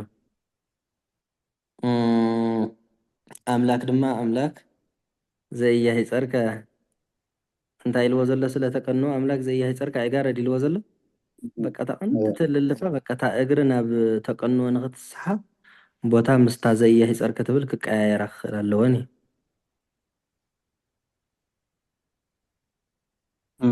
ለተቀንዎ ኣምላክ ኣይጋር ክኽኑ ነይሩ ማለት እዩ ኣይጋረ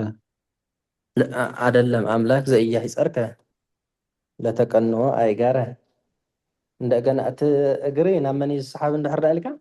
ናብ ለተቀንዎ ተቀንዎ ከናብ መን ይሰሓብ ዘኢያሕፀርከ ናብ ዘኢያሕፀርከ ናብ ዘኢያሕፀርከ ይሰሓብ ማለት እዩ ትርጉማ ከመይ ትብል የንታ እግሮችህን ለመሸንከር ማን ነው እግሮችህን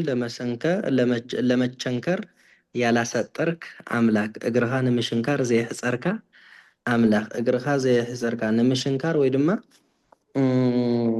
ካብ ትግርኛ እኳ ብዙሕ ወይ ተምሓርኛ እውን ክልቲኡ ለተቀንዎን ዘኢያሕፀርከን እንትን ገይሩ ስለ ዘምፅኦ እምበር እግርኻ ንምሽንካር ዘይሕፀርካ አምላክ ማለት እዩ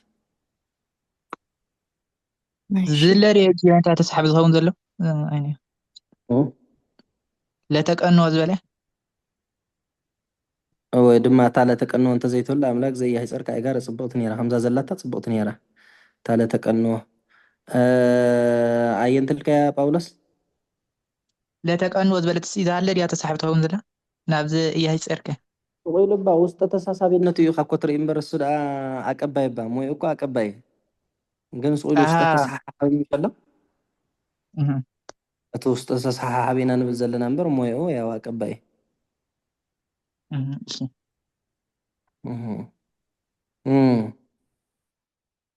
እሺ ትልልፍ ትበሃል ማለት እዩ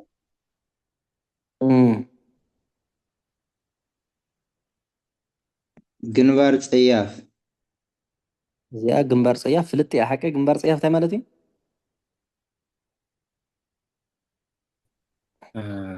ሰምን ወርቅ ኢሉ ሃይማኖት ህብስት እንከሎ ወሰምና ወርቂ ተናቢቡ ክምሰል እንከሎ ወርቂ ክቅድም እንከሎ ማለት እዩ ሃይማኖት ህብስት ከም ዝብሎ ወከል ግንባር ፀያፍ ክንደይ በፂሕና 6 በፂሕና تبعيت زي وشدشة قس نيرنا بس إحنا نيرنا شدشة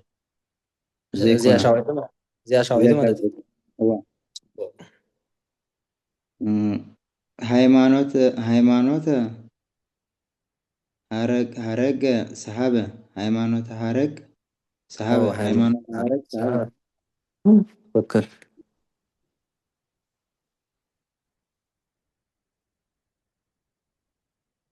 እሺ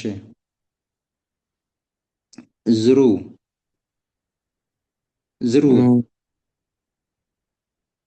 زرو ማለት ፍሉጥ ብቱል ማለት ይስቁል ዝተበተነ ነገር ማለት ዘይተአከበ እሺ ከቤት ወዲያ ምሳሌ ነው ዝሩ ማለት ከዓ ከቤት ወዲያ ንኣብነት እንድሕር ደኣ ኮይና ጥበብና ቤትና እግዚአብሔር ጠቢብ ክቡር ካህን ኢልናስ ካህንን ጠቢብን ኣይንምስሎን ማለት እዩ በቃ ሰምና ወርቂ ክትምስል እንድሕር ደኣ ኮንካ ኣብታ ቀዳመይቲ ቤት ንክልቲኦም ክትገብሮም ክትክእል ኣለካ ነቲ ሰሙን ነቲ ወርቁ እውን ምናልባት ግን ካልእ እንታይ ይፍቅድ መስለኩም ኣብታ ቤት መውቅዕ እንድሕር ደኣ ጌርካዮ ነቲ ሰብ እንደገና ቀፂላ ዘላ ናይ ካልአይቲ ቤት ጉባኤ ቃና መደብ ተቐባሊት ንሳ ኣብ ማእኸሎም ዝኽልክሎም ነገር ስለዘየሎ ክትምሰል ትኽእል እያ እንድሕር ደኣ ካልእ ዘርኢ ማእኸሎም ኣትዩ ግን ሓደ እቲ ቤት ይኽልክሎም ኣሎ ካልኣይ ከዓ ተሰዋስው ይኽልክሎም ኣሎ ማለት እዩ እና እዚ ማለት ቀዳማይ ቤት እግዚኣብሔር ጌርካ ኣብ ካልኣይ ቤት ከዓ ካህን ጌርካስ ንእግዚኣብሔርን ንካህንን ክትምስሎም ኣይትኽእልን ኢኻ ማለት እዩ ዝሩ ማለት ተበታቲኖም እቲ ሓደ ኣብ ቀዳማይ ቤት ኮይኑ እቲ ሓደ ከዓ ኣብ ካልኣይ ቤት ኮይኑ ከመይ ጌራ ክድሕን ትኽእል እንታ እስኪ ንሳድገምሉ ንኣብነት እግዚኣብሔር እንተኮይና ቤታ እግዚኣብሔር ኢሎም ቤት መውቅዕ ይገብር ቀዳማይ ቤት ማለት እዩ ካህን ኢለፍ ተቐድሚያ ዘላ ካልአይቲ ቤት እግዚኣብሔርን ካህንን ክምስሎም ይኽእል እየ ካብኣ ማለት ናፍታ መደብ ተቐባሊ እንድሕር ከይዳ ግን በቃ ተበላሸ ንፅርት ድያ ትጉህ እዋ ወይ እንታ እሺ የደቂቅ አገባብ ግፋት ነበረ አምላክ ንጉስ ለችሩብ ሰረገላ ላዕሌሁ የአፍለና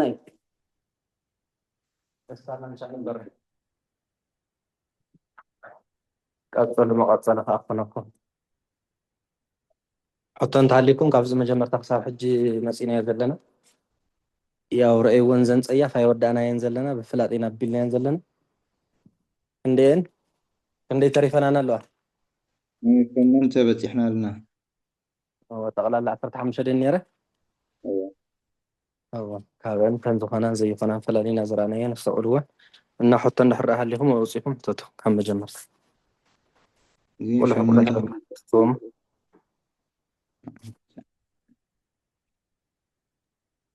ናይ ምሳሌ ባይ እንታይ ድጎምልና ኣይተረደእትና ናይ ተራ ምሳሌ ዲ ዘና ሕጂ እምበር ኣብ ካልኣይ ቤትን ኣብ ካልኣይን ሲ ክንምስሎም ከለና ከመይ ሕጂ እዛ ቤት ንግበራ እሞ ቤታ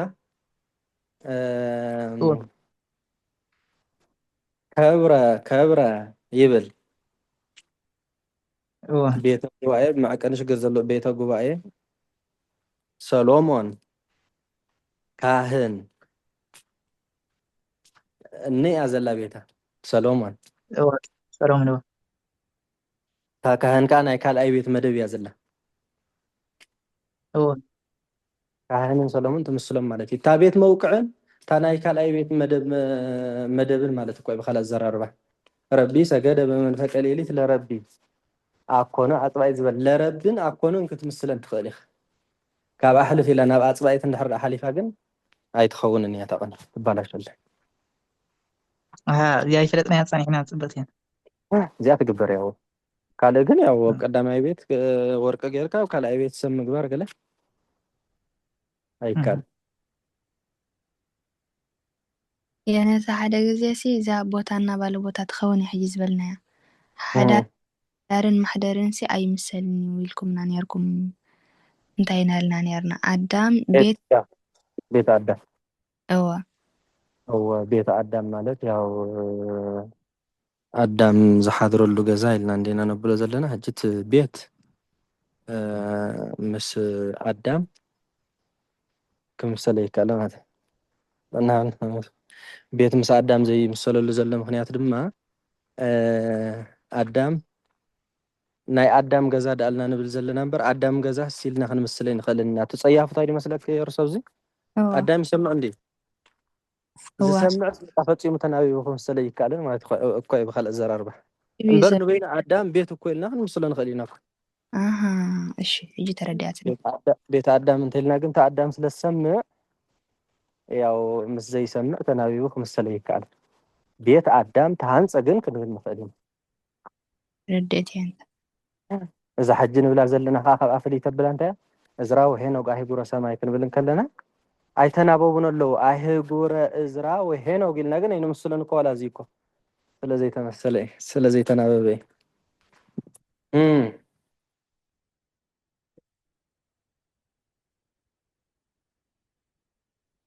እሺ በሉ ያ ግዚኹም ተጠቀሙሉን መቐፀል እሞ صباح ድግም መቢልና ቀፂልና ምናልባት ውድም ሰበልና ቀሪብና ለክንደይ ወንበር ዝኹም ተሪፍና ካብኡ ዕዮ ገዛ ተዋሃብ ናይ መጨረሻ እንደገና ከዓ ፈተና ስለ ዘለኩም ኣጽንዑ ኩለን ካብዛ መጀመርታ ክሳብ ዓብይ ኣገባብ ተማሂርናየን ዘለና ያው ሕቶ ከነዋፂና ሓደ ሰብ 20 ሕቶ ክሕተት ካብ 15 ላዕሊ ከምፅእ ክእል ኣለዎ ማለት እዩ እዚ ነቶም ሓደሽቲ ዘጠቃለለ ኣይኮነን ነቶም ሃይልኩም ዝጀመርኩም ከም ሓደሽቲ ከዓ ምናልባት ኣሻላሻል ጌርና ድሓን ንሱ ክንሪአና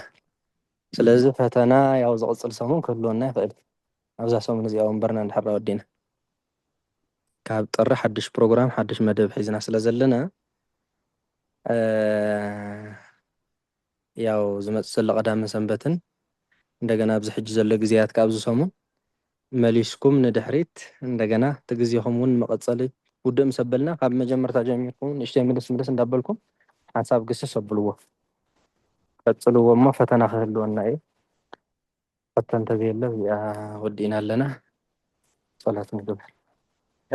የነታ ካብቲ ወንበር ወፃኢ ቁሩብ ነይራት ንሓንተስ ቀል ኮይኑ እሺ ኣብ መልክዓ ስላሴ ሲ ጂኦርጅስ ይወሃበኒ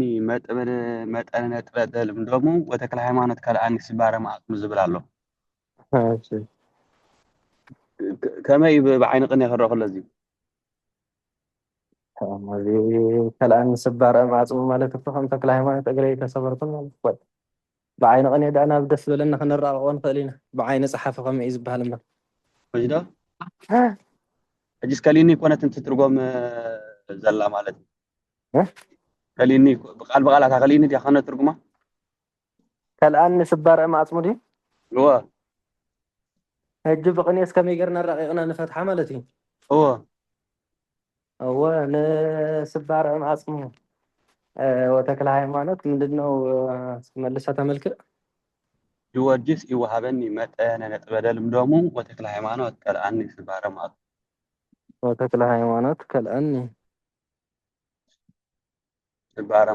ስባረ ማዕቅሙ እንታይ ክገብረልና ናይ ኣቡነ ተክለ ሃይማኖት ዓፅምሲ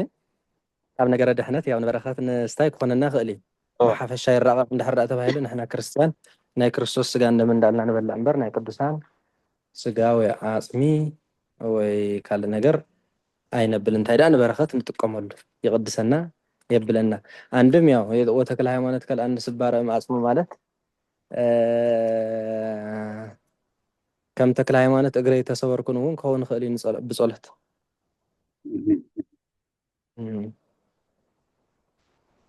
ካብና ተበልጠት ኣይከፈለንን ማለት እግረ ከም ዝስበርስ ኣይገበረንን ማለት ክኸውን ክእል ያው ዝድርሰት እኮ ያው ደረስቲ ከም ዘምፅዎ መንፈስ ቅዱስ ዝገለጸሎ ምስጢር ብከመይ ሓሲቦም ከም ዘምፅዎ ያው ተቐጥተኛ ትርጉም ኢና ንፈልጦ ንሕና እምበር ትርቃቅዮ ያው ነገርና ኢና ምኽነራቕ ኣይከኣልን ያው ይራቐቕ ተተባሂሉ ግን ከምዚ ኣነ ናይ ባዕለይ ኣቋም ኣቐሚጠ ዘለኹ ካልእኻ ናይ ባዕለ ስታይ ከቐምጠሉ ክእል ይኸውን ግን ሕማቕ ነገር ኣይኮነን ንፅቡቕ እዩ ናብ ፅቡቕ ኢና ንትርጉሙ ንኩሉ ዝቅድየ ብዙሕ ሕቶታት እንዲመሊስልና ኣምላኽ መስገን ሕጂ ንከምኡ ስታይ ገርባላ እዚኣ እውን ንፅልቲ እያ ካልኦት የስማዓልና እሺ በሉ ንግዚኹም መታን ክትጥቀሙሉ طيب ከምኡ ዓይነት ካልእ ሓሳብ ነይርሃኒ ሕቶ እሺ ጥምቀት ምስ ሕጂ ካህናት እዮም ጥራሕ ዘጠምቁ ምሽ ካህናት እዮም ዘጠምቁ ሓቀ ዶ ንመን ጥምቀት ክንጥመቕ ኮይናስ ካህናት እዮም ዘጠምቁ ማለት ጳጳሳት መነኮሳት ኣይ ኩሎም ሓደ እዮም ኢለ ኦኬ ኣይ እቶም ፕሮቴስታንት ገለ መለላ እንታይ ጥመቁ ማለት እዩ እሶም ብምንታይ ይጥመቁ ዲ ካህን ገለ መለለና ይብሉ እዮም መስለኒ እሞ ሕጂስ ካህን ልክዕ ሕጂ ናትና በዓል እቶም ሃዋርያት ዝሸምዎ ተሓደ እንዳተሾመ ካብ ሃዋርያት ይመፅ ናትና ክህነት ትኽክል ወ ሰንሰለቱ ሳይተበትከን ኣብዚ 15 ክፍለ ዘመን ገለ መለ እንድሕር ጀሚሩ ፕሮቴስታንትስ ከመይ ገይሩ እዩ ሽዑ ሕጂ ካበይ መፂእ ክበሃል ካህን ገለ ዋላ ተሃልይዎም ማለት እዩ ይህልዎም ይመስለኒ የብሎምን ካብ ኦርቶዶክስ ወፃእ እኮ ካህን የለን ያው ባዕልኻ ካህን ማለት አገልጋሊ ማለት እንዲ ክረአ እንከሎ ሕጂ አገልጋሊ ማለት ይኹን ዳ እምበር ባና ግን ፍልይ ዝበለ ትርጉም ኣለዎ ካህን ማለት መስቀል ሒዙ ዘጠምቕ ዘቁርብ ይሓቀ በኣና እና ንሳቶም ግን ሓደ ተሒዞሞ ዘለዉ ሰንሰለት ተበቲኹ ካልእ ናይ ባዕሎም ሓድሽ መንገዲ እዮም ጀሚሮም ዘለዉ እታ ካብ ሃዋርያ ኢየሱስ ክርስቶስ ንሃዋርያት ዝሃባ እምነት ሊቃውንቲ ቦታትና ካብ ሃዋርያት ዝተቀበልዋ ንሕና ድማ ካብ ሃዋርያት ካብ ሊቃውንቲ ዝተቀበልናየ ሃይማኖት ኣባና ዳኣላ ዘላ እምበር መናፍቃን የላን ማለት እታ ሰንሰለት ተበቲኻ እያ ስለዚ ንዓኦም ካህን የብሎምን እንደገና ስርዓተ ጥምቀት ከዓ ያው ብምንታይ ጥምቅ ኩልኩም ትፈልጥዎ ኢኹም ብሕጊ ቤተክርስትያንና መሰረት ማለት እዩ ጥምቀት ክካየድ እንከሎ ኣጠማቂ ካህን ኣሎ ተጠማቂ ህፃን ኣሎ ኣባሊጋ ንብሎ ነገር ከዓ አለ ሓቀ ዶ ኣባሊጋ ነገር ከዓ ኣሎ ማለት እዩ እተይ ኳ ስቁ ኢሉ ድሓን ከምዘ የለ ግደፎሞ እዚ ናይ መናፍቃን ዶ ናይ ካልእ ዶ ናይ ካልእ ዝበሃል ነገር ኣማናዊ ጥምቀት ኣይኮነን ናህና ኣማናዊ ጥምቀት ናቶም ስቁ ኢሎም ንኣብነት ከኦርቶዶክስ ዝነበረና ፕሮቴስታንት ክምለስ እንከሎ ናቶም ስርዓት የለዎም ይኸውን መጠመቂ ግን ኣይሰርሕን ምንም ዝሰርሕ ነገር የብሉን ሓደ እቲ ጥምቀት ብቁርባን ኣይኮነን ዝህተም ጓል ዝተጠመቀ ጓል እወሞ ያው ኢናበውሃ ከምቲ ቅዱስ ጳውሎስ ዝበለ ኢናበውሃ እኮ ኢሉ ቅዱስ ጳውሎስ ኣበየለ ጓል ኣጥሚቃ ዝብለ መፅሓፍ ቅዱስ እውን ኣይተፃሕፈን ዋላቶም ወዳት እንኮ ንዒ ካበይ ምፅኦም ኣይ ገሪምኒ እኮ እዩ ኣጋጣሚ ዝኾነ ርኤ እንዳተዛረቡ ሲ ነቢይ ኢከለ ኣጠሚቃህኒ ክብል ሰሚዐዮ ብዚስ ብዙሕ ሕቶሎ እወ ይብልዮም ካህን ኣለና ይብሉ ነቢይ ኣለና ይብሉ ትንቢት ይዛረቡ ኢሳይያስ ኣፈወርቂ 223 ክመውት ይብሉ ግን ኣይመውትን ክኸውን ይብሉ ግን ኣይኸውንን ሓሰውቲ እዮም እኮ እዚኦም ሓሰውቲ ነቢያት እዮም እኮ ተረዲኹም ብዘይካ ዝሒዝናዮ ዘለና ሃይማኖት ማለት እዩ ሓቂ ከይመስለኩም ካልእ ሃይማኖት የለን ምክንያቱ እምነት ሓንቲ እያ ኢልዎ ቅዱስ ጳውሎስ ሓቂ ሓንቲ እያ ካብዚ ወፃኢ ዘሎ እምነታት ግን ሃይማኖት ተባሂሉ ክፅዋዕ ኣይኽእልን ንስኡ ኢልካ ድርጅት ኢና ክንብሎ ንኽእል እምበር ሃይማኖት ሓንቲ እያ እሳ ከዓ እዛ ንሕና ሒዝናያ ዘለና ሃይማኖት እያ ናትና ስለዝኾነ ጥራይ ዘይኮነ ሓቂ ስለዝኾነ ኢና ከምኡ ንብል ዘለና ሰንሰለት ኣይተበትከን ኣሎ ክሳብ ሕጂ ዶግማ ቀኖና ከይፈረሰ በቲ ዝመፀና ስርዓት በቲ ቦታትና ሃዋርያ ዝሃቡና ሕጊ ኢና ንኸይድ ዘለና ያው ሰብ ብማዓረጉ ብፀጉኡ ቤተክርስትያን ክብሩ ተፈሊጡ እዩ ዝኽየድ ዘሎ ኣብዚ ናይ ፕሮቴስታንት ዶ ናይ ካልኦት ሃይማኖታት እንድሕር ዳ ሪኢኹም ጓል ከም ድሌታ ትኸውን ወዲ ከም ድሌቱ ይኸውን እቲ ሃይማኖት እውን ከም ድሌቱ እቲ ስርዓት እውን ዝተበላሸወ ነገር ስለዝኾነ ምንም ያው ጥምቀት ተባሂሉ ክፅዋዕ ኣይኽእልን እዩ ኣብ ቤተክርስትያንና ግን ጥምቀት ከምቲ ዝበልካዮ ያው ሰለስተ ዓይነት ጥምቀት ኣሎ ተቀዳማይ ጥምቀት ኩሉ ግዜ ንጥምቀሉ ቤተክርስትያን ብማይ ማለት እዩ ተኻልኣይ ጥምቀት ብንብዓት ተሳልሳይ ጥምቀት ከዓ ብደም ተባሂሉ ብቤተክርስትያንና ተሓጊግልና ኣሎ እዚ ከዓ ያው ክሳብ ምጽአት ክርስቶስ ዘገልግል ኣማናዊ ሕጊ ኮይኑ ይነብር ኣሎ ማለት እዩ ካብዚ ወፃኢ ዘሎ ጥምቀት ግን ያው ስቁልካ ማይ ምሕፃብ ይኸውን ትኽእል እንትን የብሉ بقولش خير سلام لك إذا مسجن لك مريم من الناس سبق كماروين أو تما حسن بيك وأنت عم نعمل شو إياه كما بيك ما هو ورا إيش نزل تجزء ما من قبل أم حسابي نشد زيادة حسن تزعل على كم في مسجن ما بدنا نستسلم عبد الله تعالى أسكم بركة زلمة اللي أبينا نبغى ولد رزق على أمين ማርያም ላክ ማርያም ሰላም ላክ ሰላም ሰዓታት ላይ ማለት ሰው ረካብ ለክነ ሰረፈ ሰዓት ባረከልና ሰማርና የትምህርት ጭላት ብናይ ተፈርና ፍራት የተምሰና አምላክ አቡነ ዘበሰማያት አሜን። አቡነ ዘበሰማያት ቅዱስ ርጃን ሆነ ንጋፍ ነው ታባን ደስተውሱት አላህን ወላ ንኩት መንግስት ወላ ነው ወላ ነው ፍራን ያን ሁሉ በሲዶ ሰንሱት ወማራን ተገጃ ያን ፍሬ ያለው ዘልቢ ምረት እንተና ወጥሮ ልጅ የክርስቶስ ክርስቶስ ነው ሀዳ እቺ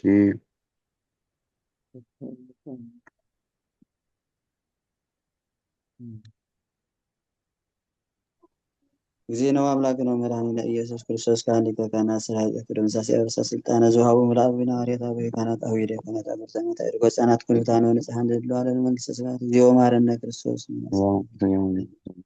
زمارن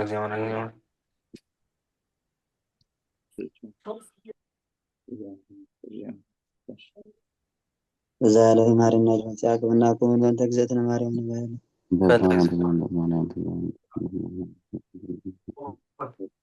أنت جزتنا مريم نهارنا كريستوس